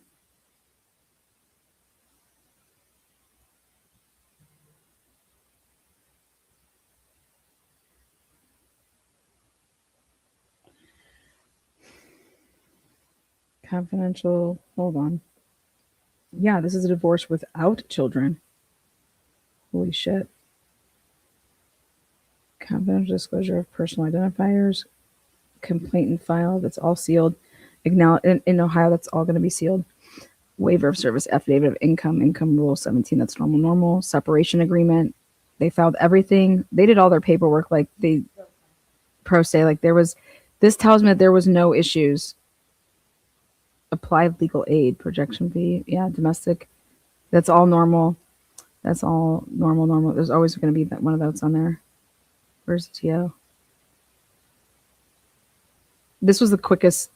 Something happened recently, though. Auto attorney withdrawal. There could be an auto problem, but divorce decree. Terminate case. Okay. That was they filed in May of 2017, and this was a decree because they did it themselves by June 16th, 2017. Like that means it was amicable. Like that. This is like memo and support. Yeah, this seems like a. See if she was married more than once. That ended in that. Whenever she had gotten married, what was it? 2015. They got divorced.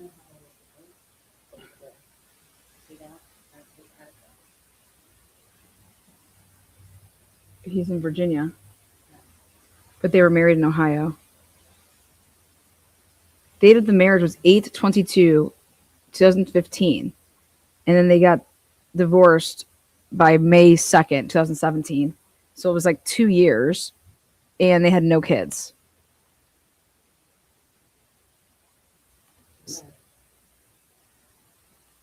So I have to add that.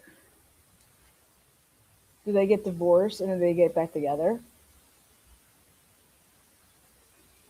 Because they had no kids during their divorce. That's in Ohio, like very clear. Is it a divorce with children or without children? It was a divorce without children. So that was back in 2017. She was divorced in 2017. This is also sometimes why the wedding wouldn't have been a big, she already had like a big blowout. And these pictures and how he did everything was all just in the backyard. I mean, this brother's really talented. Yeah. And he does a lot of stuff for Cincinnati. Hey, look at this. This is so cool. That's sweet.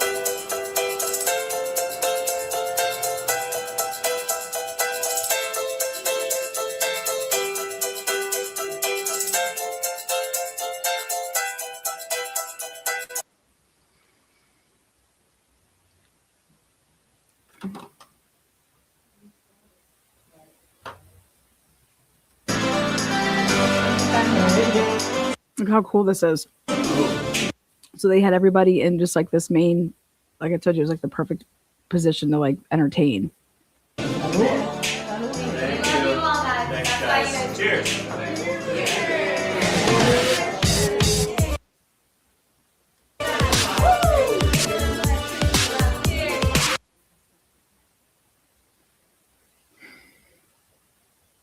Where does it say that?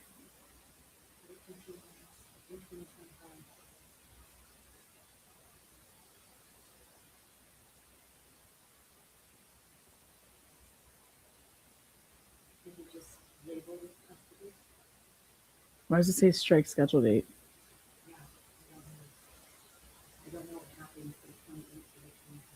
It's saying no kids. Original copy of hearing notice filed. In Ohio, look at animals as a custody thing. He does look at his property. 9/26/2025, 9 a.m. Domestic trial, cust. Date of previous hearings was 6/16. I want to know if they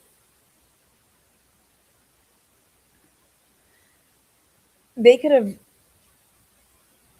gotten divorced without children and then slept together without being married, had a kid or two, and they would have never been married then when they had the kids. And then now if there's an issue, there's something weird in her file. We're looking into it.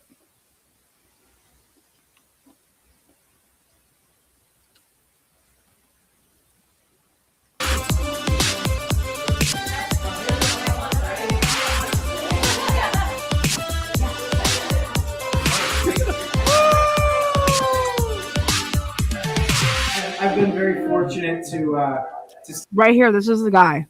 This is the guy. Stay close to them and to get them to get to know them really well. They've quite literally given me food, shelter, clothing, and drink, and I'm so happy to have you guys in my life. You know, I've seen you with your ups and downs and trying to find your person. And when Spencer came into the picture, I've never seen you so happy, and it's never seemed just so right. I'm so happy to call you a brother. happy you're part of the family. Right there when I think the sister said, talking about like struggles, ups and downs. That's interesting. But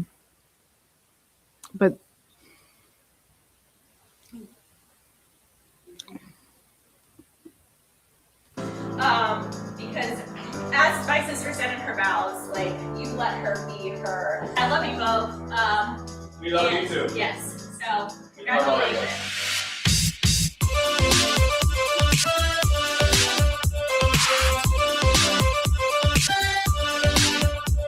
that's a little loud.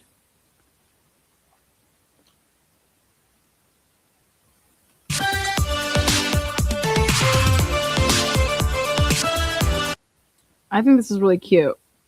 Talk about the right way to do it. I'd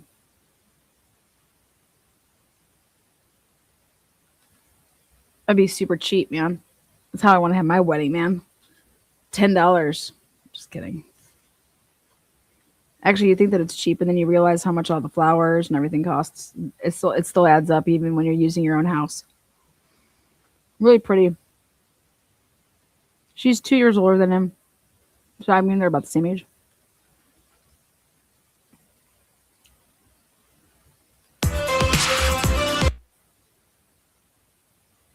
I just think this is a really good video. I'm enamored by the video.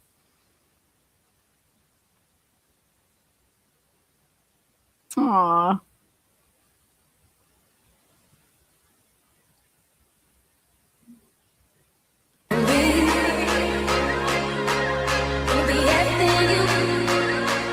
I mean, this is their inner circle though, so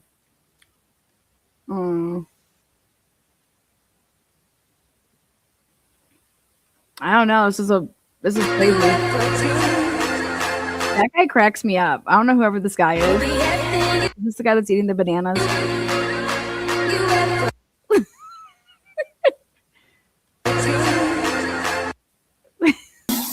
Larry.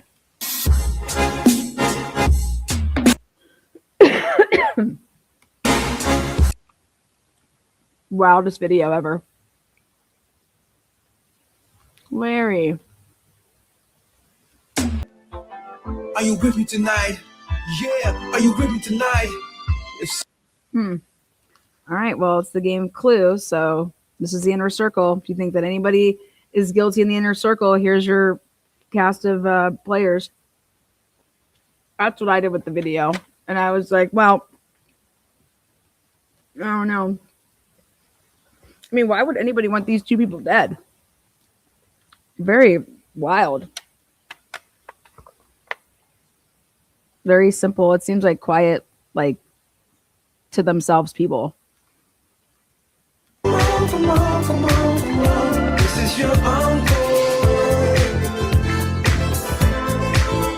You like the top hat. Love it. I mean, I can't say enough about this. So that's the back. That's the alley. See, look at how nice it looks.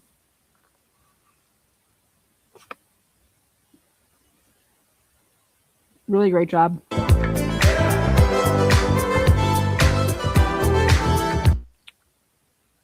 So what do you guys think? Unique to say the least. I wonder if he was married before.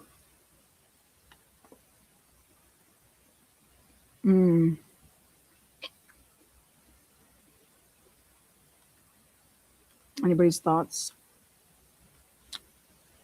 Oh, thank you so much there, Deborah, for your next FOIA filing. Appreciate you. Allie Tally, what's good? You guys just got five new members. Allie Tally.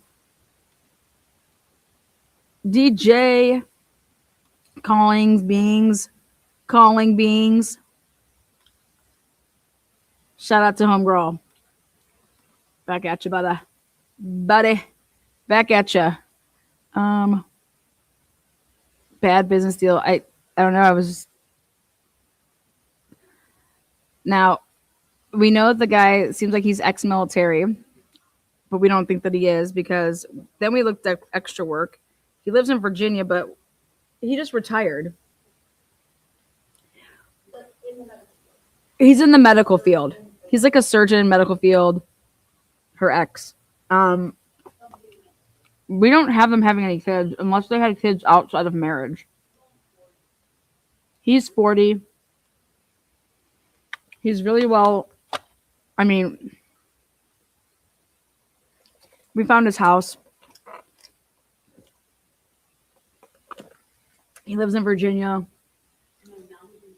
Now he's in Vegas. He was in Virginia. Now he's in Vegas.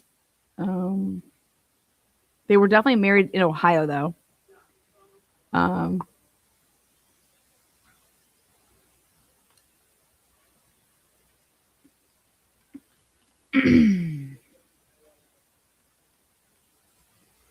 Is the child in the wedding video hers from a prior relationship? I think it's not. I think that the child in the video was like a, what do you call it? Like a ring, not a ring bearer, but a flower girl. And I think it was somebody that they knew. And it was like their kid, you know? And so that they were in the wedding. That's what it looks like to me. But I could be wrong. From all accounts I have that it would make sense. It's 2025. And if she had a kid at the end of 2021, that kid would be 4. And that's what we have is a 4-year-old and a 1-year-old. And I think that both of the children, I saw the pictures of the 2 kids without them being blurred out. I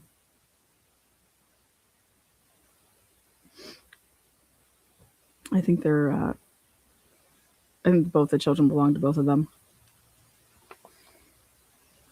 She used to work until they had their first baby, and then she became like a homemaker. So.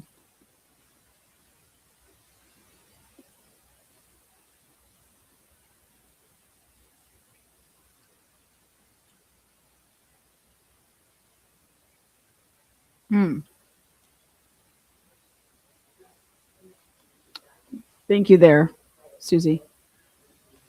I will tell you this, something that's really interesting is I'm very familiar with the courts here in Ohio.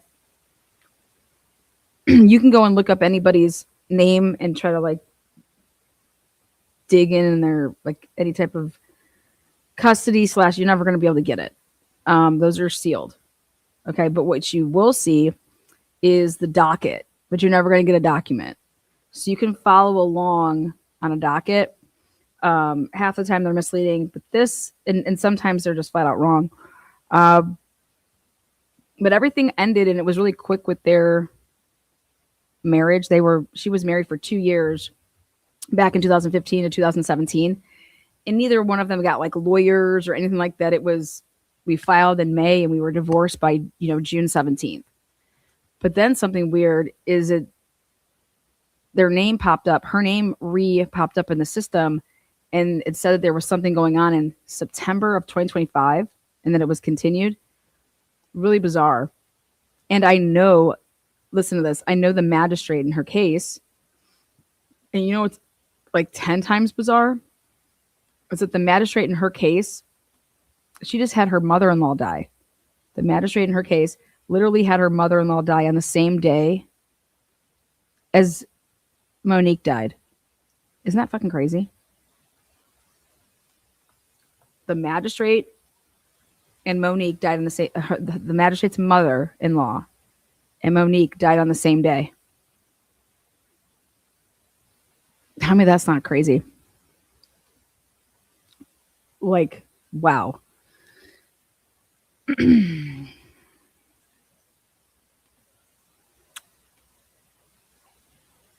So, what else? Oh, and then at 7 p.m., somebody Googled Monique Tepe, like at 7 p.m. on December 29th. And there was only one. What was that site? Spencer was blocked, though, from seeing him, right? But, the analytics on Google. Yes, I wanted to say that. Let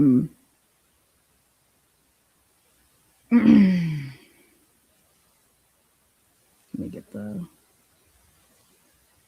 was it in Columbus? What part? This case is in Columbus.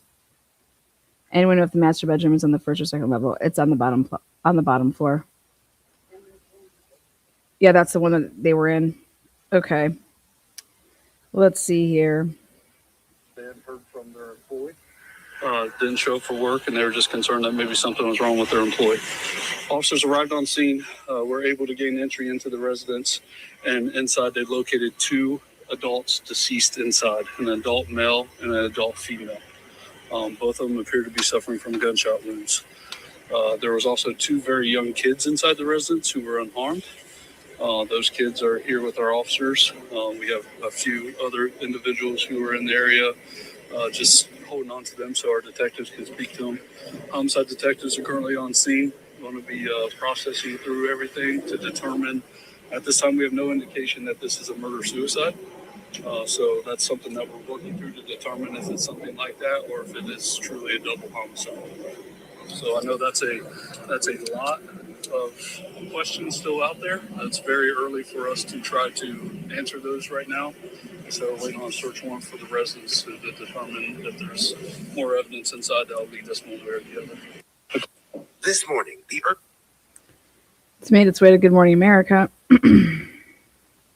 Okay. So, all right, what we're going to do here now is I want to see how dark it is over there. Could he have been embezzling money? No. And also I want to look up this Athens Dental. I think they have the wrong location.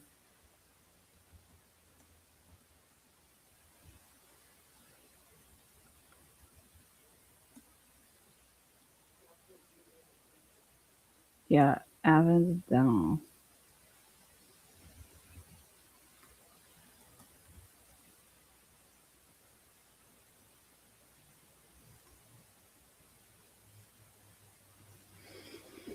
Okay. Police seek suspect after dentist and wife found shot dead at home while 2 young children are unharmed. I'm trying to look and see what we know. This is the Columbus Dispatch. Oh, wait, here. Okay. They're saying Athens dentist. Now, I'm telling you this right now. This seems weird to me. It's more than an hour.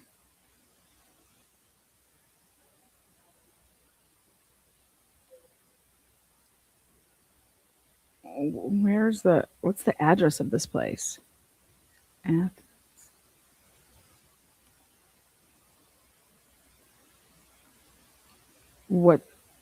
What's the dude's what's his doctor? What's his Let me see. Yeah, that's what I have here too. See? Okay, guys, this to me is crazy. It's an hour and 22 minutes away. When she was talking about Athens, I'm like, there is no way that that's where he works at. This doesn't make any sense to me why he would be. There's no way you're driving Monday through Friday, an hour and 30 minutes one way and an hour and 30 minutes back. Like, it's not like we're in Columbus. We have, you know what I mean? He's not in some small rural area that he has to like drive far. People don't do this. This is crazy. I'm telling you, this is unheard of in Ohio. To work or to live in Columbus and literally travel to Athens, whereby it's OU, and it's to work there, that makes no sense. I wonder how long he worked there for.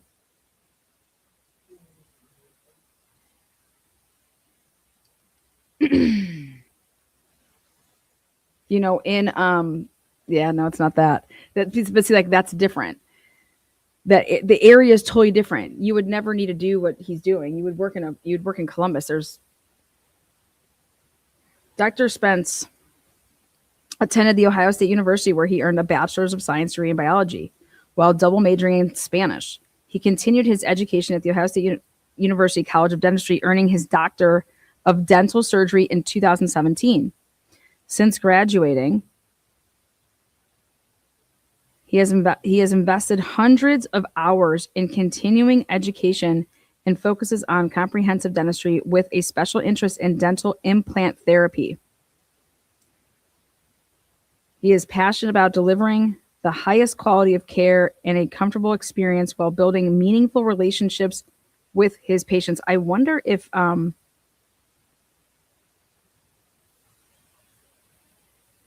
outside of the office, he enjoys golf, travel, and time with his family. Yeah. If you guys go on to the site, you're going to be able to see both of those kids are both of theirs. They're identical. I mean, that's She looks like him. yeah. This is very really strange for me to.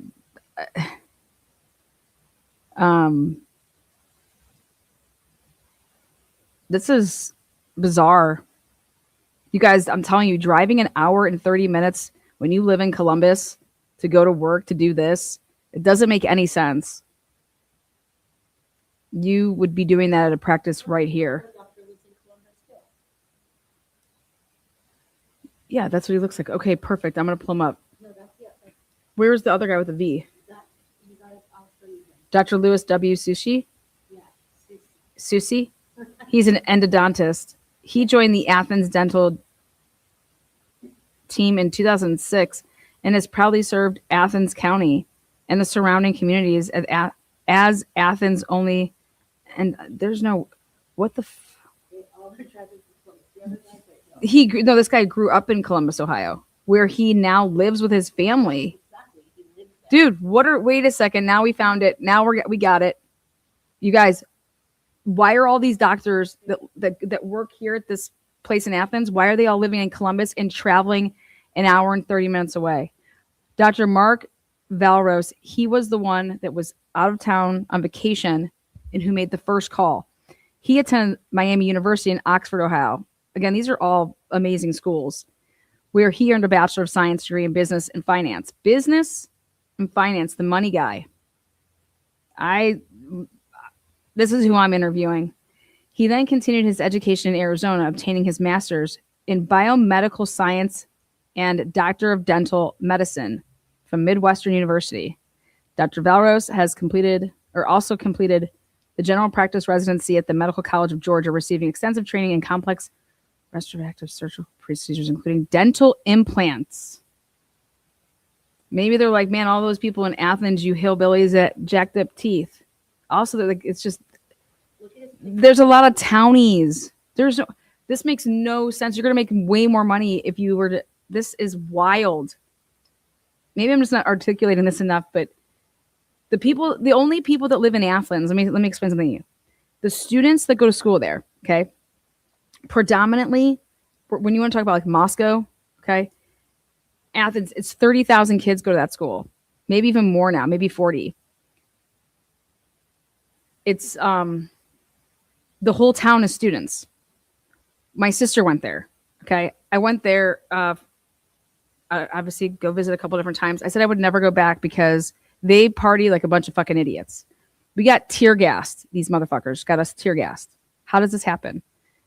Well, idiots. Anyways, there's nobody else there. Like during the summer, that town shuts down. When all the kids leave, it's only run by the kids. It's insane. It's so small. This is mind blowing to me. I'm literally mind blown. I mean, these are this doctor here. He is with the American Dental Association. He's with the Ohio Dental Association. He's the Academy of Dental. I mean, they're loaded with. He's got every certificate. Additionally, Dr. Valros holds a part-time facility appointment in the Department of Oral Rehabilitation at the Dental College of Georgia, where he focuses on the training of dental residents, specifically in the surgical aspects of dentistry.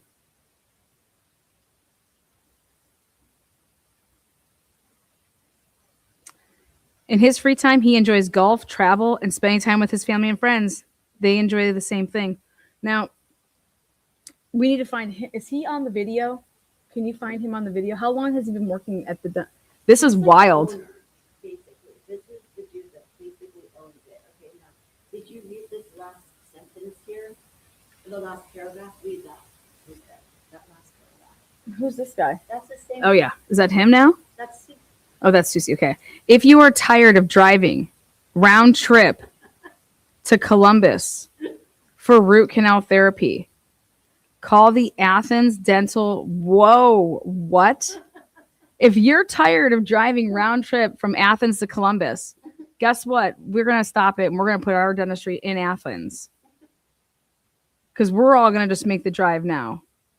They have to have a place there that people are sleeping. I'm telling you, this is crazy.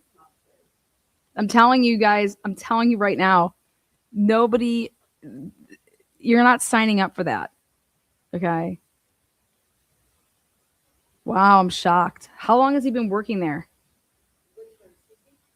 I will tell you, there's just not, they got to have nothing but so many,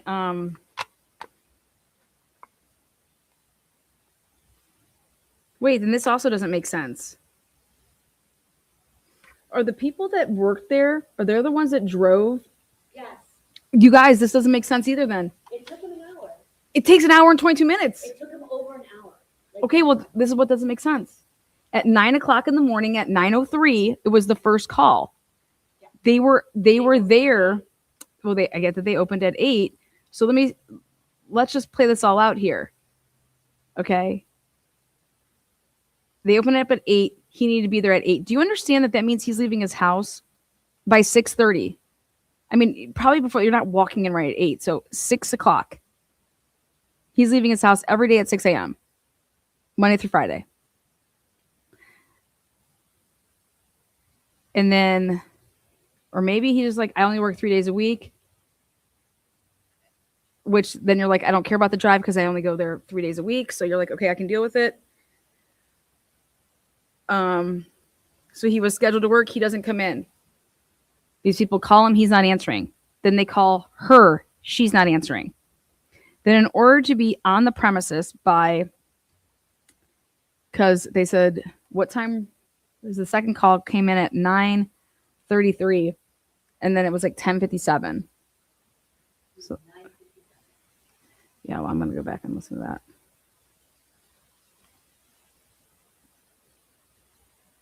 People that work there and think they're Columbus too. That's what I'll give it to him. Doctors often rotate too. The only thing I could say here is if you worked maybe just 3 days a week. Dude, that drive sucks. In LA, you are at least judged. It is so normal to drive. And Not in Ohio. Like, that would be the most annoying thing in the world. Everybody knows it. You'd never want to do that. Live in Athens. Maybe you want to like make your own Athens and live in Columbus. I just meant for 4 dentists exactly to drive from.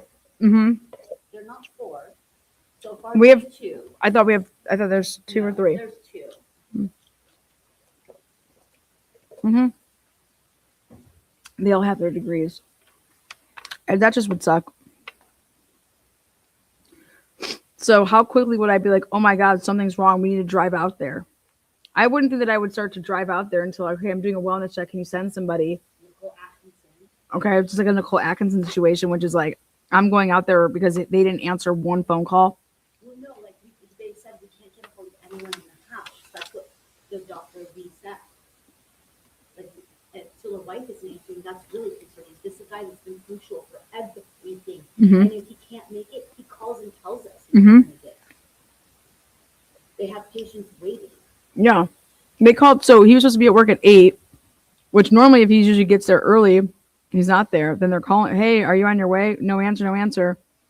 Then at 9, so when they waited an hour and they're like, okay, maybe we should call and do a wellness check. Let's go listen to these calls one more time.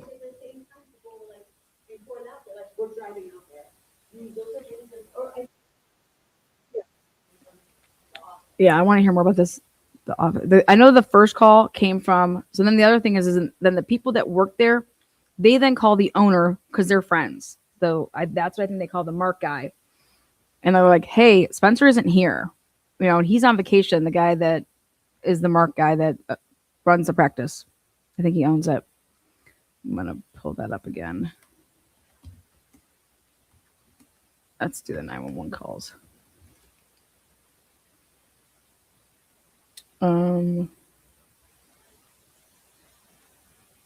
I think I already did her. I don't. The hell with that. This one.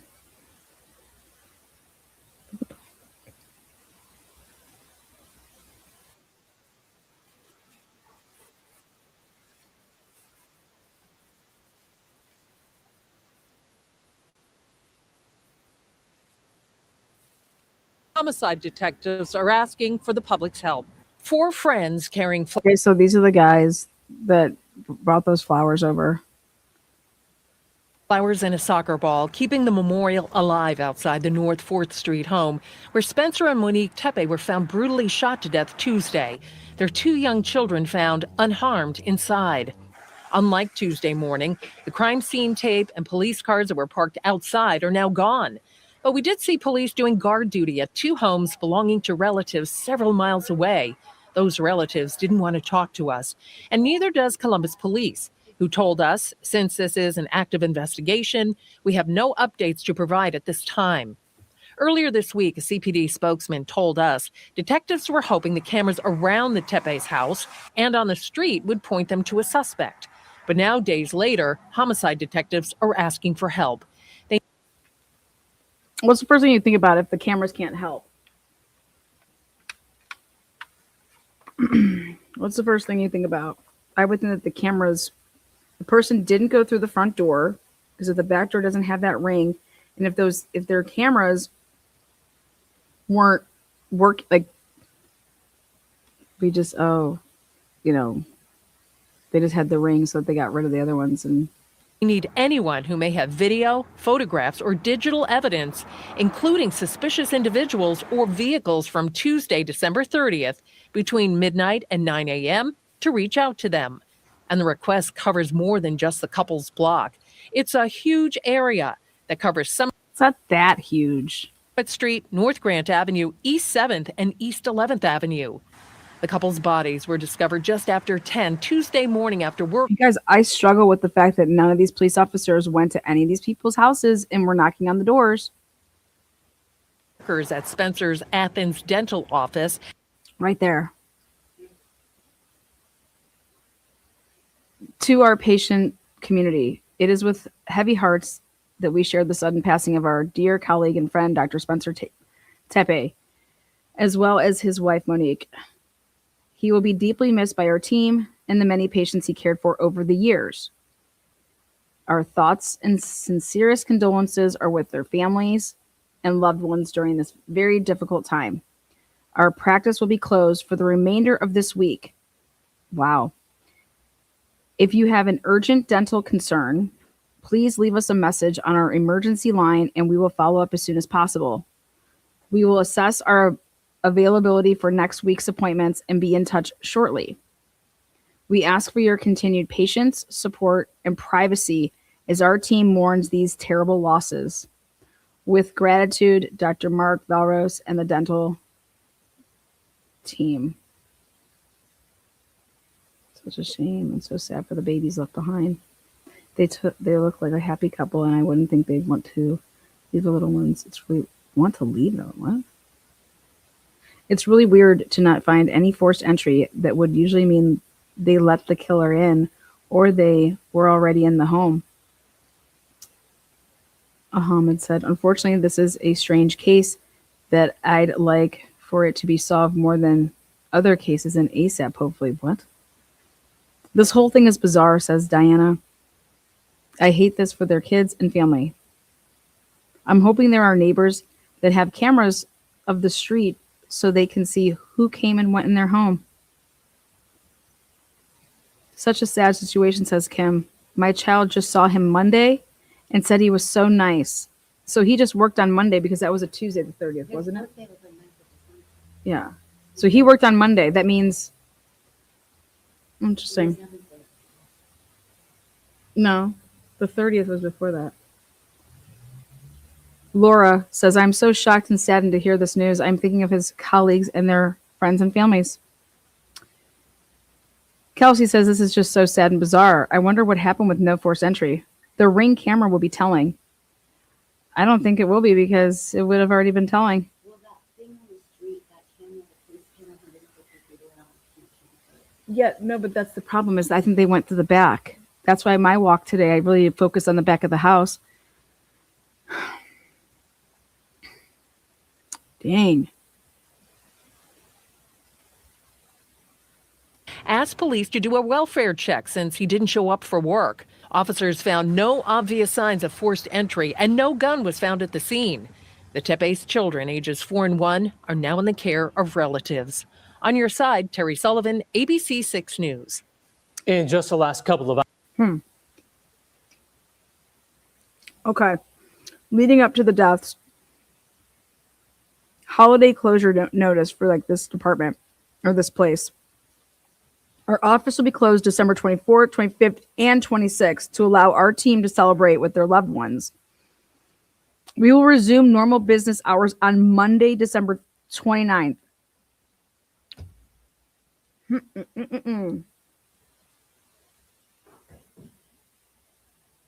Wow. Wow.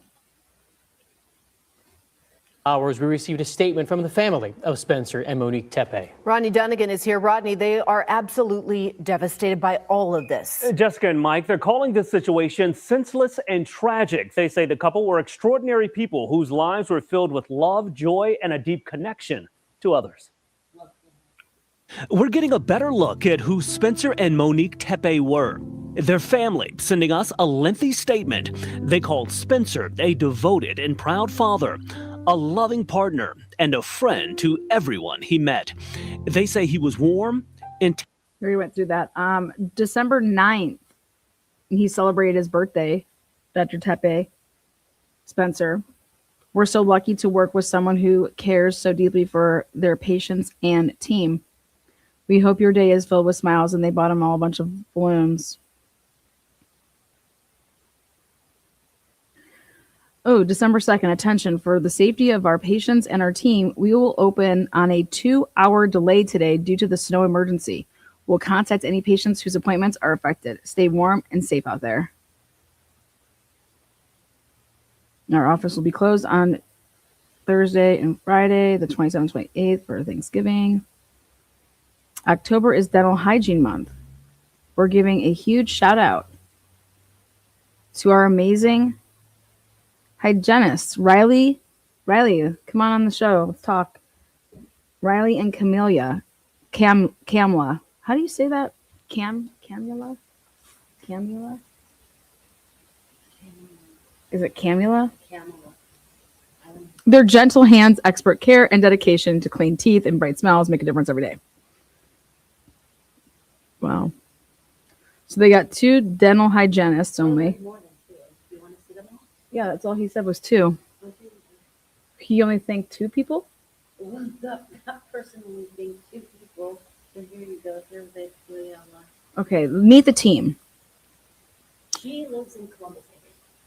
Okay, Camila, registered dental hygienist, expanded function dental. Oh, she graduated from the Ohio State University in 2012.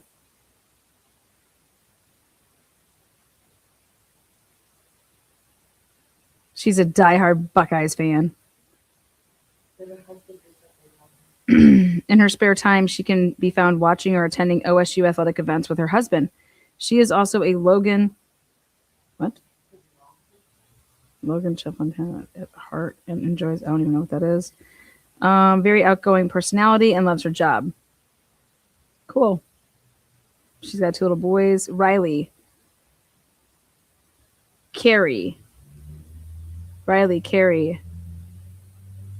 Oh my gosh, Carla. Maybe they just run the place. This is dental assistant. I mean, maybe they just do a lot of the work. Emily, Hannah. Oh, the scheduling coordinator, Megan. We need to talk to you, girl.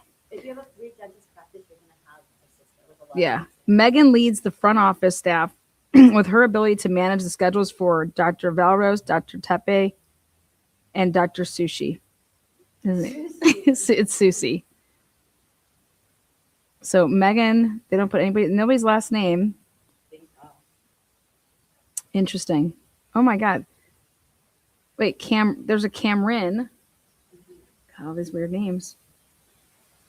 There's a Kim. I mean, how many people want? So, hygienist coordinator. It's a big practice. It's like a, you know. Yeah, but there's just no people out there. Is that the only place that you can go get your teeth fixed in Athens? I'm gonna do some research on how long they've been there. So we have one. I got. You know what? I want to talk to Steph. I want to ask Steph a bunch of questions. Steph, can you go? Well, no, I just want her to. I want to talk about. She a really good friend of mine. She's a dental hygienist, and she works for a really big dentist because he does all like the athletes in Cleveland, and they have a really good big practice. Wow. Intelligent and American Dental Association who's serving others, giving back through Big Brothers, Big Sisters, being a huge fan of the Bengals, and of course, patient and joyhood education. This video from their wedding of their two children. And honoring Spencer and Monique by protecting the future of the children they love so deeply. Reporting live in studio tonight, Rodney Dunnigan, ABC 6 News. Spencer Tepe worked at the Athens Dental Depot. They put out. God, I'm just shocked that they are driving this far. Dr. Valros and his staff are amazing. I went to them about a year ago after not being at a dentist in a really long time. They took their time, explained everything they were doing, and calmed my anxiousness. I had such a great experience. I made appointments for my two daughters. My 13-year-old had her appointment just the other day for the first time. Wow. See, I told you guys, Athens, nobody cares about their teeth out there. Great service. Staff was very courteous, friendly, and flexible. Let's see if there's any.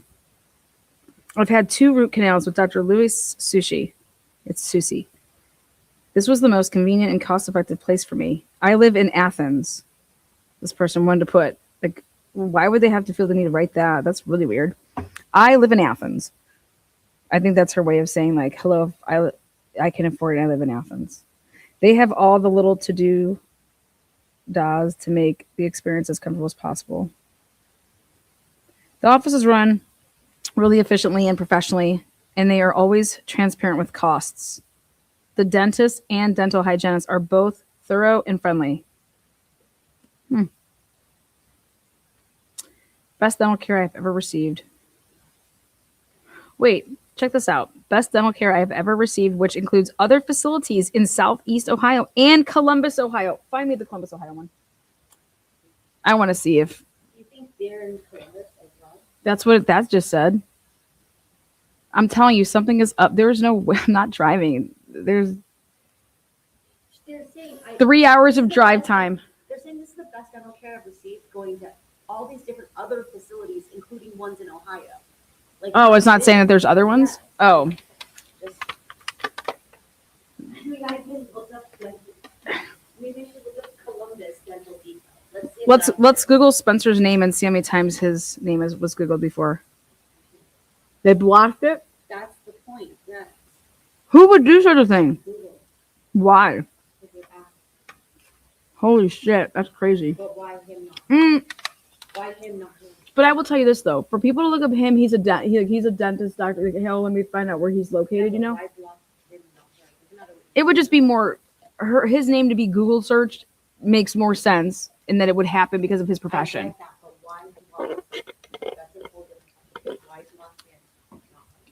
So they're blocking us from being able to view how many times his name was Google searched.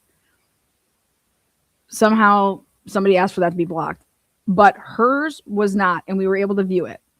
And her name was Googled at 7 p.m. like the night of her murder. So on the 29th at 7 p.m. Which, depending on what time does that dentist place close? There's no Columbus Dental Depot. Okay, let's see what it's normal. What time does it close? Normally it closes depending on the day. My Okay, dentist brings in a team to do implants once or twice a month. Interesting. What day? Monday. Monday is till 5. What Tuesday? 4. Really? Friday. On the third. Wait, on the 30th. See if the 30th was up. That was a Tuesday. Yeah, Tuesday would be 4. Interesting. Okay, well, here's a new thing. Is every day, what's Wednesday? 5? 4. Everything's 5 Monday, Tuesday through Thursday till 4, Friday till 3. Closed on the weekend. Okay, wow, they're running a really, wow. Okay. All right, so the schedule at the dentist place is Mondays. Every day it starts at what, 8 a.m.? Monday through Friday. It begins at 8 a.m. Okay? No, Mondays at 9 a.m. I mean 9. What about Tuesdays through Thursday? Every other day is 8 a.m. God, people after my own heart, like, yeah, we know we have to drive in there, so. Okay. So every day's 8 a.m. until 4, except for Mondays and Fridays. Right. Mondays is 9 to 5. 9 to 5. Okay, Tuesday, 8 to 4. Wednesday, Thursday, 8 to 4. And Friday is 8 to 3. Yeah. There we go. Wait, here about when we look up her. Let's Google and see her maiden name. How about that? I gave it to you. My phone's probably dead. No, I gave it to you and I showed you the docket. That's her maiden name. No. If we looked up how many times her maiden name was Googled. Oh, look up how many times Google has to do it. Yeah, let's see. We'll look that up.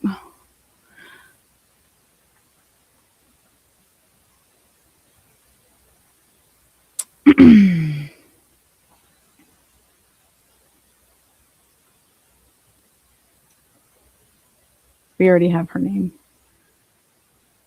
Interesting.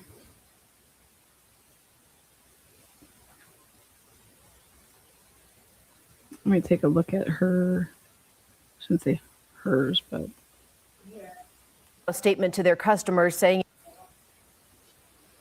so they took the remainder of this past week off. Okay. Monique Sabaturski. Holy shit. Okay. So her name was not Googled at all. And it says where it's Googled from. Okay. Her name was Googled in New York, Tennessee, and Ohio. So in New York 4 times, in Tennessee 10 times, and in Ohio 100 times. I know probably 5 of them. And that's for her Monique, Her maiden. her maiden name, Sabaturski. I don't know how you say it. But there's nothing before January 3rd. Is that today? How about So then let me see it. interesting. Look at how they looked it up. How they look it up. By divorce? Yeah, like what Yeah. what's raising it, and then like what? Virginia. Yeah, they're like it was a broadcaster for the garage door supplier in Columbus, Ohio. I'm confused. Okay, let me go with that. Monique Saba. How are they spelling her last name? Oh, hold on, I'm putting her name. It's Sabaturski. So Sadaturski. Taur? Sadatu.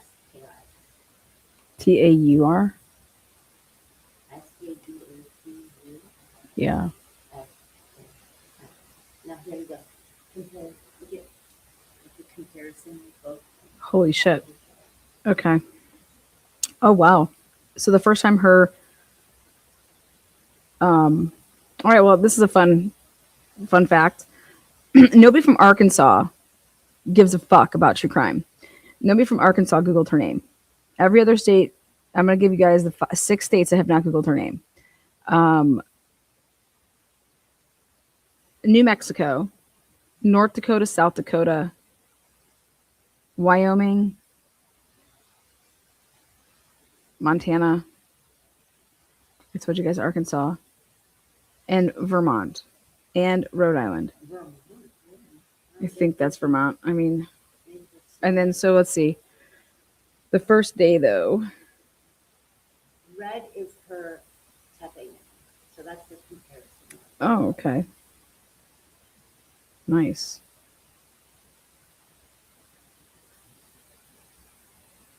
So January 2nd was the first time that her name. That's what I have. January 2nd at 6:20. Scroll. Let me scroll. Because we have it on December 29th. Right on her name? Well, that's interesting because that shows me. Yeah, so we gotta like, let me change the time. Let me see how it's confused. Okay, change the time to like look and see if there's anything from December 1st.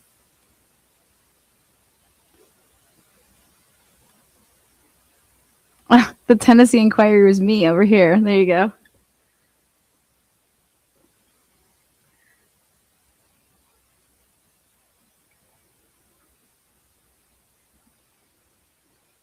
Well, I don't think it was anybody off the street. Oh, shoot. Okay, yeah, here we go. What should we do? Oh, I wonder if. You know what? That's really interesting if they. Why? Hold on, I want to look at this other thing. Are you the New York one? Hold on, I did another inquiry. Hold on one second.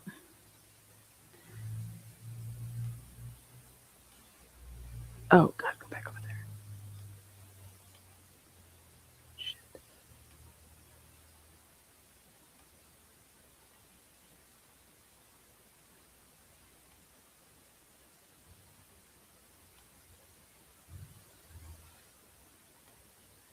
How do we say her name? Oh, there we go. I want her maiden name. Okay. Her middle name is interesting. Frances. Francis Farmer. Yeah. You know who that is? She used to live in Westerville. And that's where he lives here in the Cape. Interesting. Westerville is a nice area depending on if you're on the border or not of Columbus. I wanted to go to. Do you have anybody living with those two at any point in time before they were married? Yeah. Sharing an address? Okay. Right there. 25. Past 7 days. But how do we go to like the one person? Is that what that shows? I can't. Her name has never been Googled until it says, well, that says December 30th at 6 p.m. But that's actually not. Yeah. We would need the one that shows December 29th. Here, right.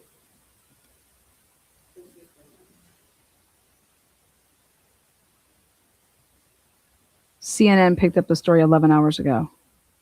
Hunt for killer is on after Ohio couple found dead. USA Today picked it up a day ago.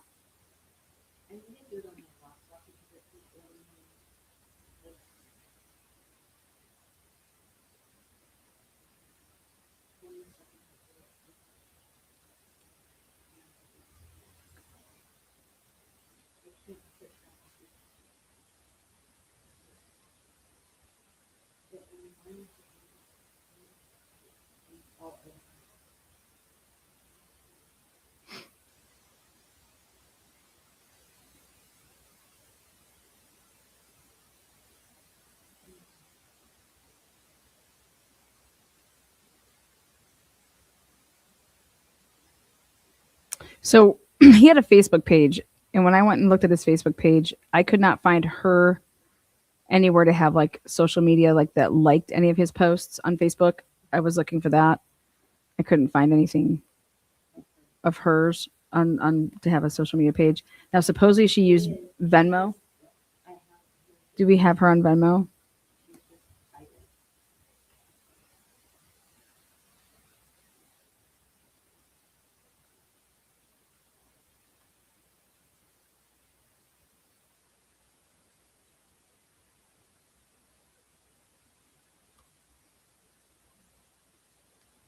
Ah, fuck. Let me share this.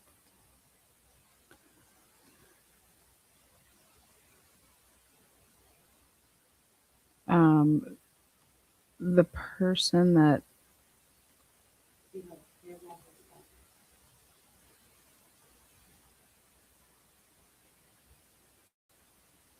so she had a Pinterest.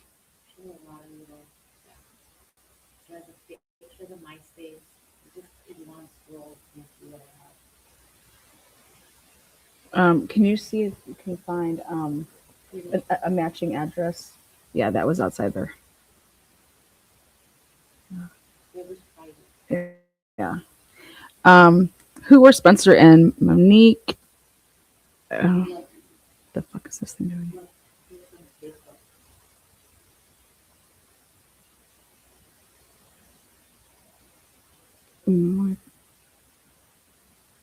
So she went by her maiden name still on Facebook? It's so old. Okay, so she had she has a Facebook, but she still had her maiden name. But that's old. This was 2018. The last post ever. Her last post was On that account. in 2018, January 28th, and she's having wine night with these ladies. And that's the last time she posts On that account. on that account.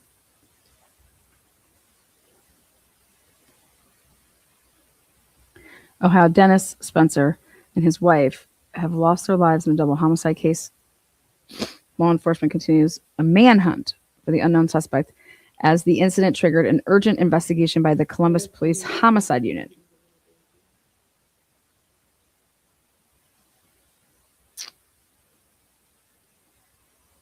Spencer was a dentist.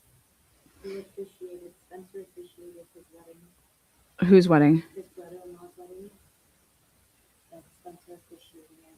Oh, well, he did. Okay, so the guy that made the video for their wedding, his brother-in-law, Spencer officiated his brother-in-law's wedding, the guy that made their wedding. So last week I got to marry my best friend. Wasn't that like in 2018? Yeah. So Spencer knew them in 2018? Yeah. So right after the divorce in 2017, Spencer and this girl met? I don't know. See, that's Spencer's sister. Yeah, I'm So I don't know what that, I don't know what Monica has to do. I'm just curious how they met. I'm not entirely sure. But then it's probably their flowers. Okay. Thank you.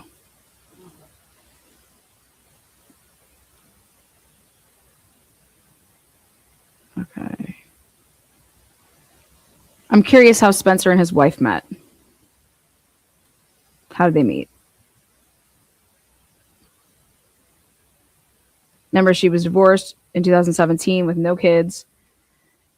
And I was actually having Bella look up if Spencer is officiating their wedding of the brother-in-law, that would mean like Spencer is officiating his brother-in-law's wedding.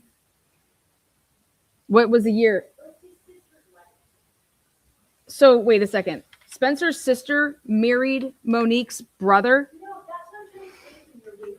I'm saying it's not his sister that married the videographer that Mm-hmm. did that. Mm-hmm. That's his sister's Brother.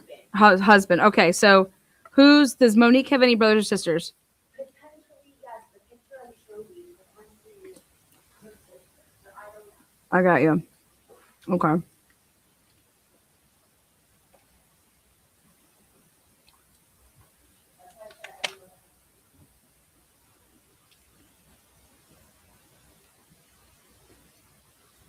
Go Buckeyes.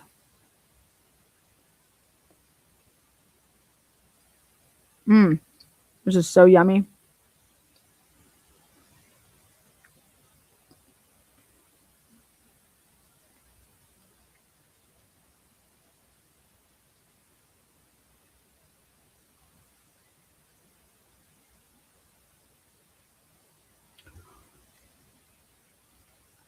Let's take a look at something else I was just Googling.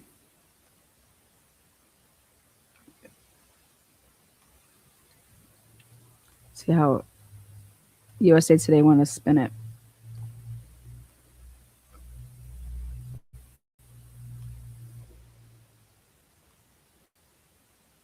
Hunt for killer is on after Ohio couple found shot dead in home. 2 young children unharmed. This was January 2nd at 6:43. God, look at all these pop-up ads. I hate this shit. Get out of here. A killer is on the loose after a well-liked dentist and his wife were shot dead in their Ohio home in a crime that orphaned their 2 young children who were found crying but physically unharmed. Well, I would think the 1-year-old, I wonder if they would have been in a crib.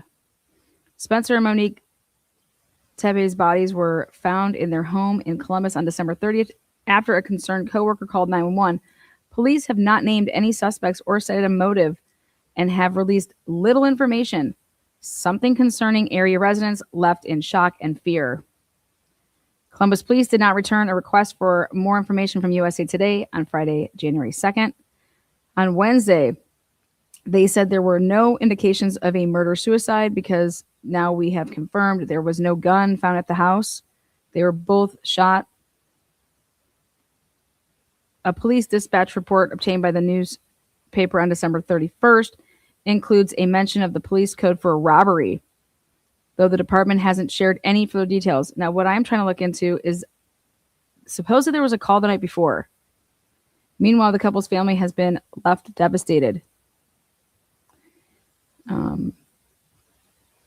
On December 30th at 9:03 a.m., Columbus police got a call from Spencer's colleague who was concerned that Spencer had not come into work and that the office couldn't reach him or his wife.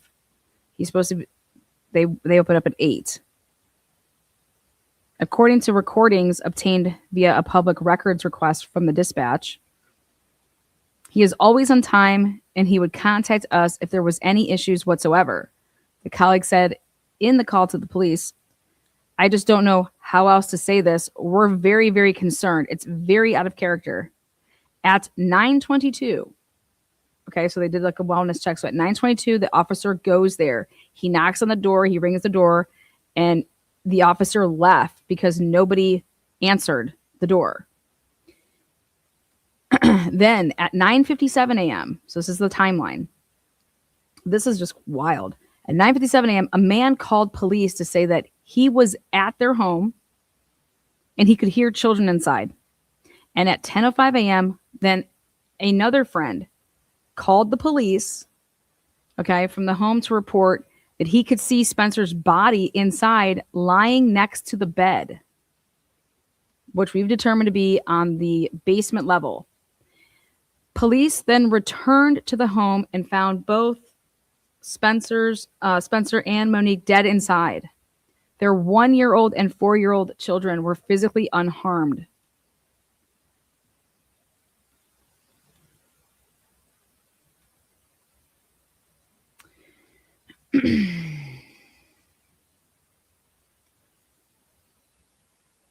She was an excellent baker, a thoughtful planner, and someone who found joy in bringing people together. Interesting. They were killed 1 month shy of their 5th wedding anniversary, which would have been on January 30th.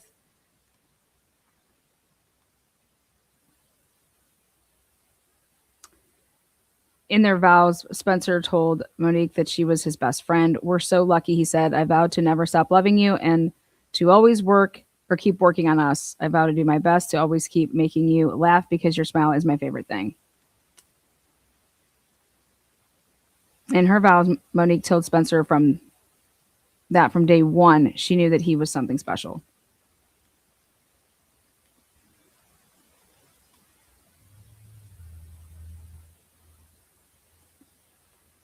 I had quite a journey to get to you. Countless bad Bumble dates. That's an app.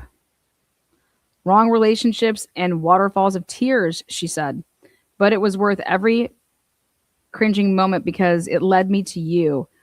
Throughout all of this, I knew that God was guiding me to my person and that when I met him it would be the most magical thing ever. And boy, is that an understatement. So they got married in 2021, guys. I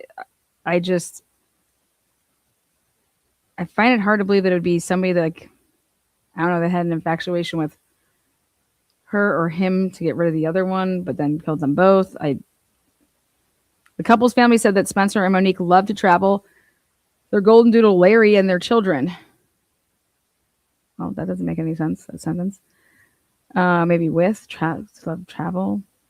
They shared a beautiful, strong, and deeply happy relationship. That's someone telling me that, do not think for a second this has anything to do with like a love triangle or some shit.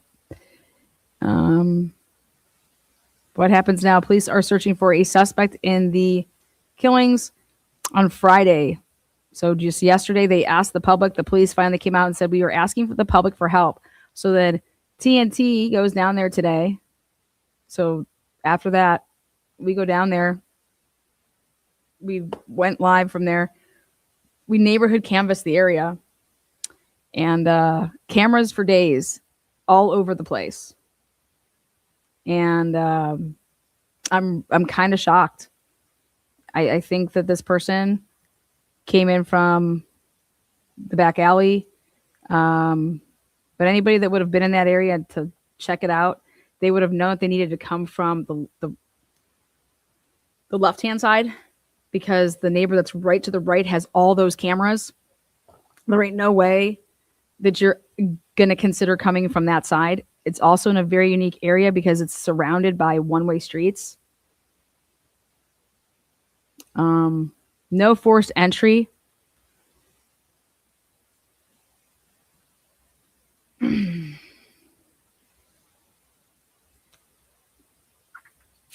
The back door, like the front door. I believe that there was a code on there on the back door. I have a picture of it somewhere. Ex-husband got to be suspect number one. I disagree. Completely disagree. He's living in Vegas. I don't think that he was here. I don't see why you would kill somebody after you got divorced, and it was like pro se 2017. They were married for like 2 years, no kids. Allegedly, there's something up with their file though. So unless they had a kid after they got married and divorced, and then she had a kid, it doesn't make sense though.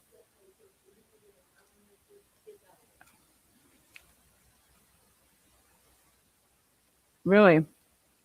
Well, Bella seems to think that. Listen to this. So Bella seems, this is not a bad theory. Her case with her ex-husband, okay?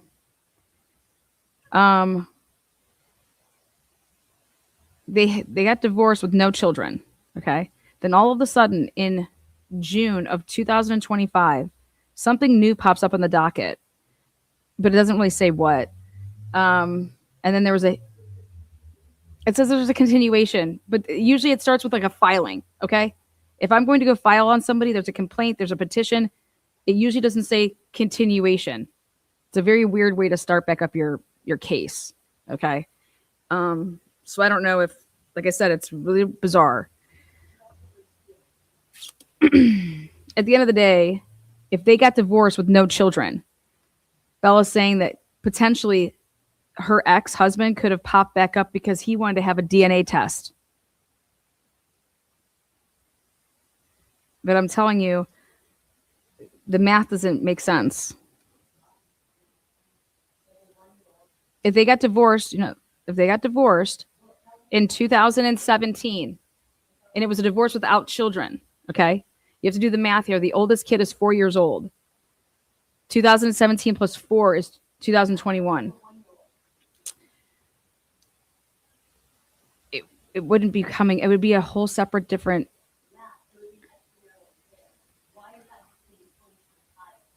The 1-year-old, that would be you thinking that the 1-year-old would be yours, would be a totally completely different. It wouldn't be under that. It would not come up under that. I don't know. I think that they made a mistake. I think that the docket's wrong. It's interesting. I would expect them to have a kid and be divorced through it with the child, and that says divorce with no kid. They were both pro se. It was done. And also the kid, if they had sex towards the end of their relationship, that kid would be like 7. It's 2025.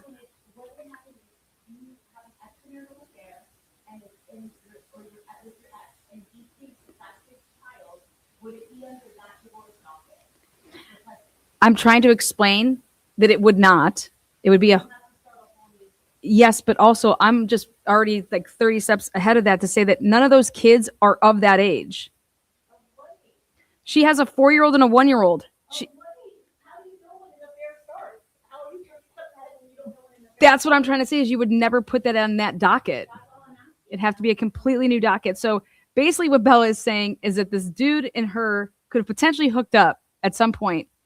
And the guy in 2025 was like, I want to see if one of those kids is my kid. I think that you should go look at the pictures of both of those kids. I think they look like it, but and they, explain to me what's on the docket. Explain that. yeah, I don't know what we're getting rowdy about over here. Explain the docket. I just explained the docket. I think the docket is crazy. I think the docket doesn't make sense because it just starts with a continuation.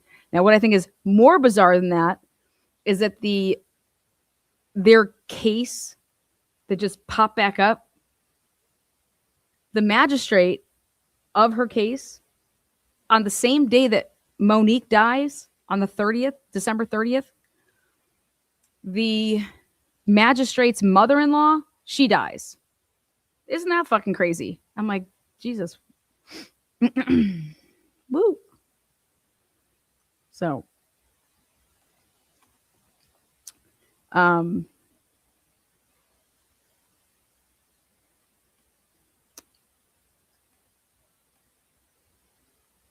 that's wild to me.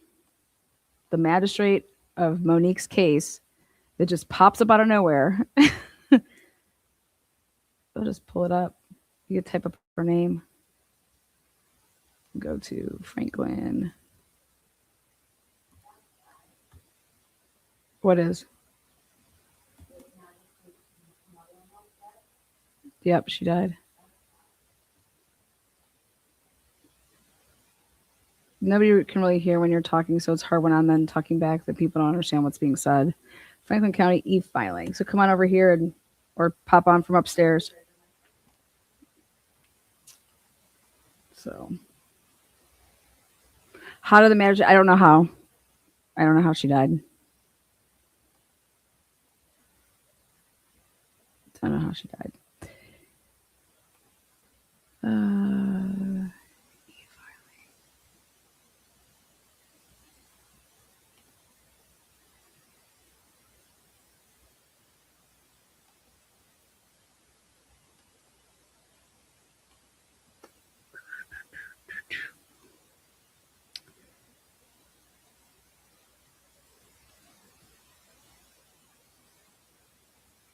There we go. Right? About the dentist office. It's crazy.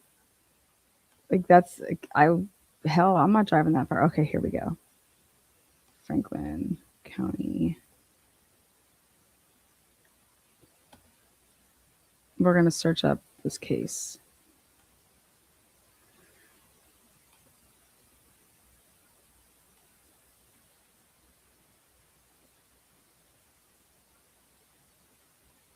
Can you send me the link to that the court case?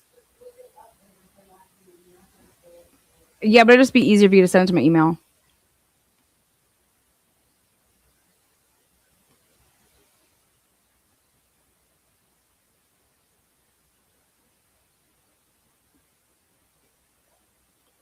We're just going to pull it up all by itself.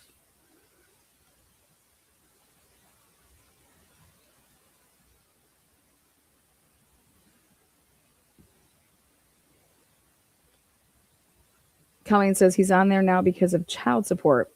Well, we're about to find out. I don't know how you could be needing to pay child support if the child is not yours. I'm telling you what this would mean. If this is the case about this, ready for this? The ages of the kids, regardless on how all this played out. If you got divorced, if you get married in 2015 and you're divorced in 2017, Okay. The kids, okay, if they're 1 and 4, that means that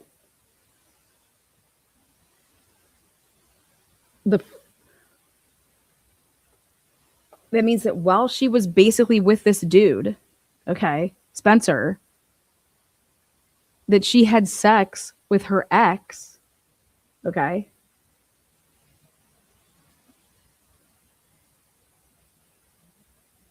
And she never told anybody about it. Spencer's thinking it's his child. And then now all of a sudden in 2025, you're going to say, hey, after we got divorced, we had sex. And I did the math on when the kid's birthday was. And I'm like, dude, I had sex with you 9 months before that.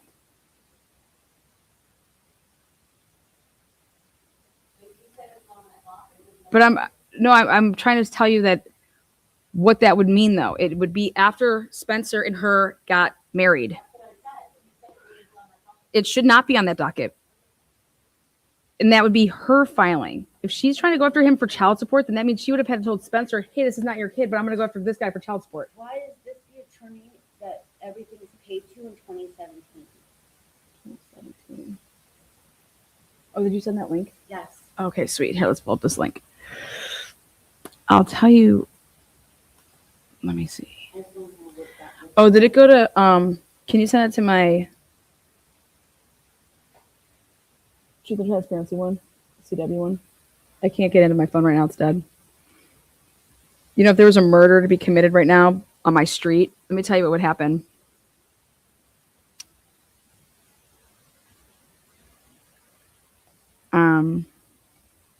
They'd be like, Lana, you shut up your phone. Go back and see how dark it is. We're about to. Don't worry. Okay, I'm going to send this to you. You're not going to be able to open it. Oh. That's how it works. Just that fact. Oh, can I get the screenshot then of that? That's fine. No, you can't. It doesn't look like that here. You have to take it with this. Okay. Let's take a look here. First of all, this address of hers is from Westerville. She hasn't changed her address it's like to put a filing in Ohio, you normally have to go and they'll ask you to change your address, okay? The case number is 17DR, and if whatever the last 2 digits of the year is, so this is a 17 case, 17DR001691. It's a divorce with no children. No children. They ask you when you are getting divorced in Ohio, are you pregnant? Number 1. Okay. Are you pregnant? You cannot get, if you say yes, So she would have said, no, I'm not pregnant. No, we don't have any kids. The date of their marriage was 8/22/2015. And then they were divorced and had a decree in June 22nd, 2017, which was a month after they filed in May.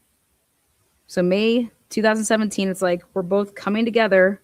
They paid one attorney. Whenever you see just one attorney's name, it's like, hey, we want you to do, this is going to be really quick. Like we don't have any kids. And that was Mary Beth Fisher, attorney out of Lancaster.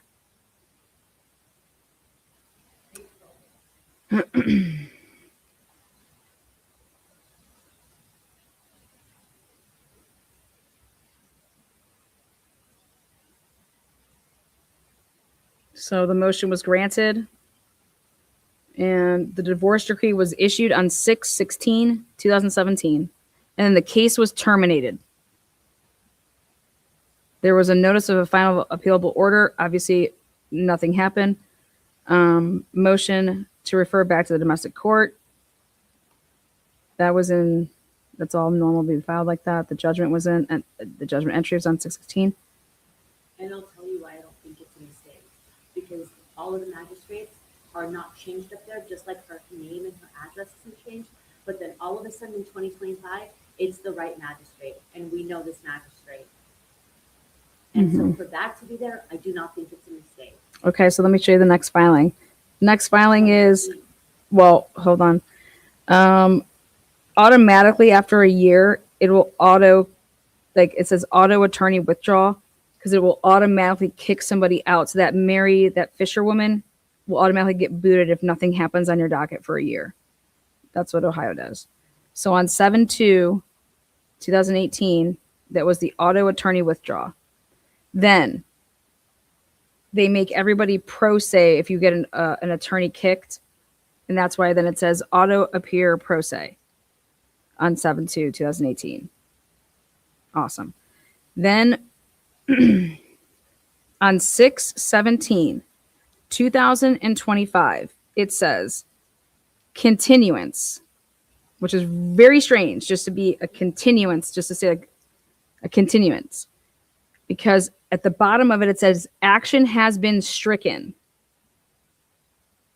And that's what makes it weird to me, because it's like you would never have a continuance written as the first. This would come up because of something that you filed. And so here, after the 6/17 continuation, and it's saying the hearing type is, it always will just say this domestic trials / custody, because that's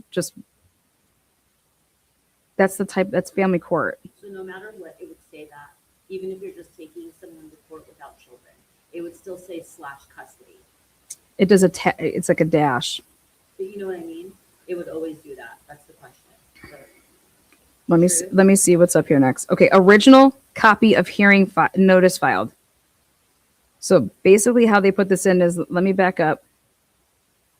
1, 2, 3 filings all happened on the same day, which was a continuation, an original copy of hearing notice filed, and an original copy of hearing notice filed. So somebody did file something, and it looks like it was, name is Monique F. It's her same name. That's what's weird. And it's his name, Michael D., but it says stricken. And then it says strike schedule date. So then on 6/18/2025, then this is, I've seen this before in a docket, because they're just not all with it up there. Strike schedule date. And that was on 6/18, like the next day. It's like something got marked, I don't know, by accident on this docket. And so like immediately the next day it was stricken. It was strike schedule date. within the hearing date in September. Yeah, but that's when it was Scheduled. but it was said to be stricken the next day. So that means the stricken would be true. Because there was a hearing set. It's confusing because we can't open, if people weren't here in the beginning, let them know we can't open domestic court relations paperwork. I think that her name would have been changed. Yeah, well, I think I would go with your argument if the magistrates were not. It says status closed. Yeah. Oh, guess what? Yours always said that too. Yours always said that too, even when it was on. Closed. This matter is closed. Let me show you. I'm good. Thanks. It'll do. Thanks. All right. Well, we're going to drive back down there. I'm going to check it out. I got to see how dark it is. Let's go. I got to charge my phone.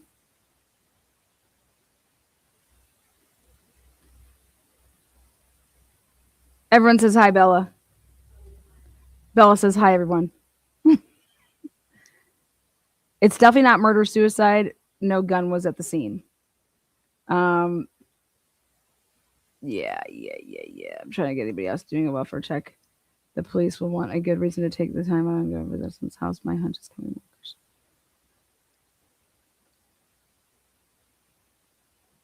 Yeah, I think it's a mistake. That's what I think. I think that, but I'll tell you what's interesting though about the mistake is that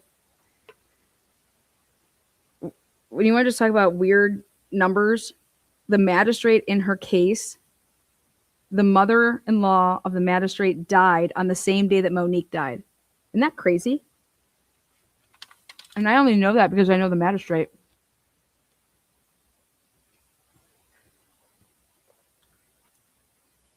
It's just fucking wild.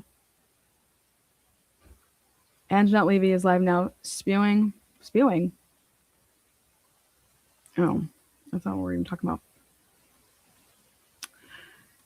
Fun field trip. Okay, I'm gonna go ahead and set their alive. We're gonna go down there. So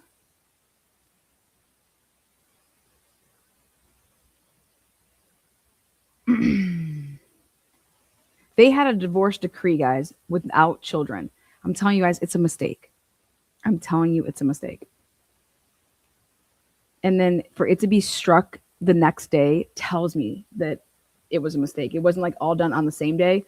It was once the file saw what it did, it realized, like, what the fuck is this? And it struck it. And you automatically get a court hearing for a trial date automatically when you file.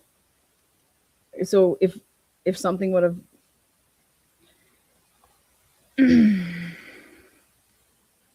it's bizarre. It's bizarre. Are you taking us with you? I am. I have to charge my phone though. So I'm probably gonna set this to go live here at about 8:30 or 9. Okay? So we're gonna see how dark it is. We're going down to the house. All right, bundle up. Lana, it's 26 degrees out there. Bundle up. Yes. Bella was working on this last night when I was working on the Holly Bobo case last night. Oh, guys, people are going to hate me with the Holly Bobo case. I'm telling you, holy shit. We got to talk about the boyfriend, the ex-boyfriend, the families, and the timeline of her phone. It is just not sitting well with me. It's probably not going to be public happiness over here. Like, oh, Lana's, no, but the cops really messed up. So this entire time with what happened? Hold on, we're going to die. You're gonna die. We're gonna die. My boyfriend. Okay, this is what Bella's AI boyfriend told her. This docket entry from 2025 likely represents a post-decree proceeding in an ongoing or reopened domestic relations case between Monica F. Sabatariski. Even though the original divorce was finalized, settled in 2017 with no children involved at that time, Ohio law allows domestic relations courts to handle new or modified custody matters years later under certain circumstances. Most likely explanations. A child was born after the 2017 divorce. That's what we said. Could be one of the options. If the parties had a child together post-divorce, or if the paternity/custody was established later, one parent could file to establish initial custody, parenting time, and support. This would be handled in domestic court as a post-decree matter or new filing tied to the prior case. But then that comes in, why are you striking it from the record literally the next day? Number 2 is a motion to modify or establish custody in the existing case, but I don't see that being the issue. Paternity/custody action for a non-marital child. If there was a child born outside the marriage but allegedly fathered by one party, establishing legal custody would go through domestic relations court. Less likely but possible, administrative or clerical error. And guess what? They are notorious for that in Ohio. Fucking notorious. It happened to me. No, I know. It's just funny because it says both of our. It says both of our. This is why she's laughing.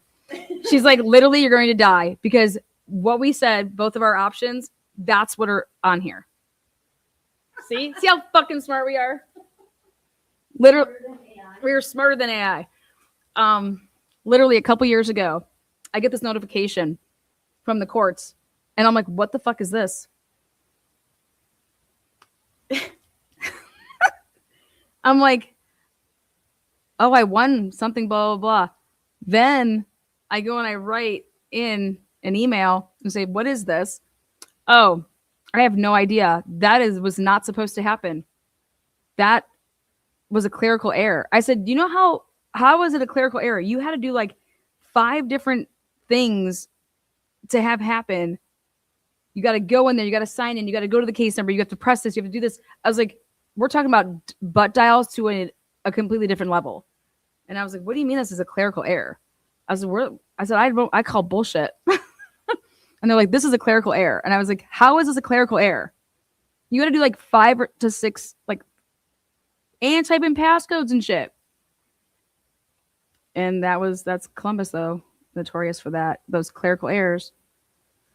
So my husband wants to come on the field trip. Perfect. Come along.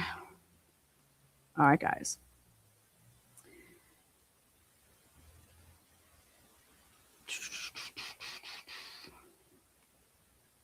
All right, guys, we will see you shortly. I will make a thumbnail. Join us. We're going to go see how dark it is. Peace out.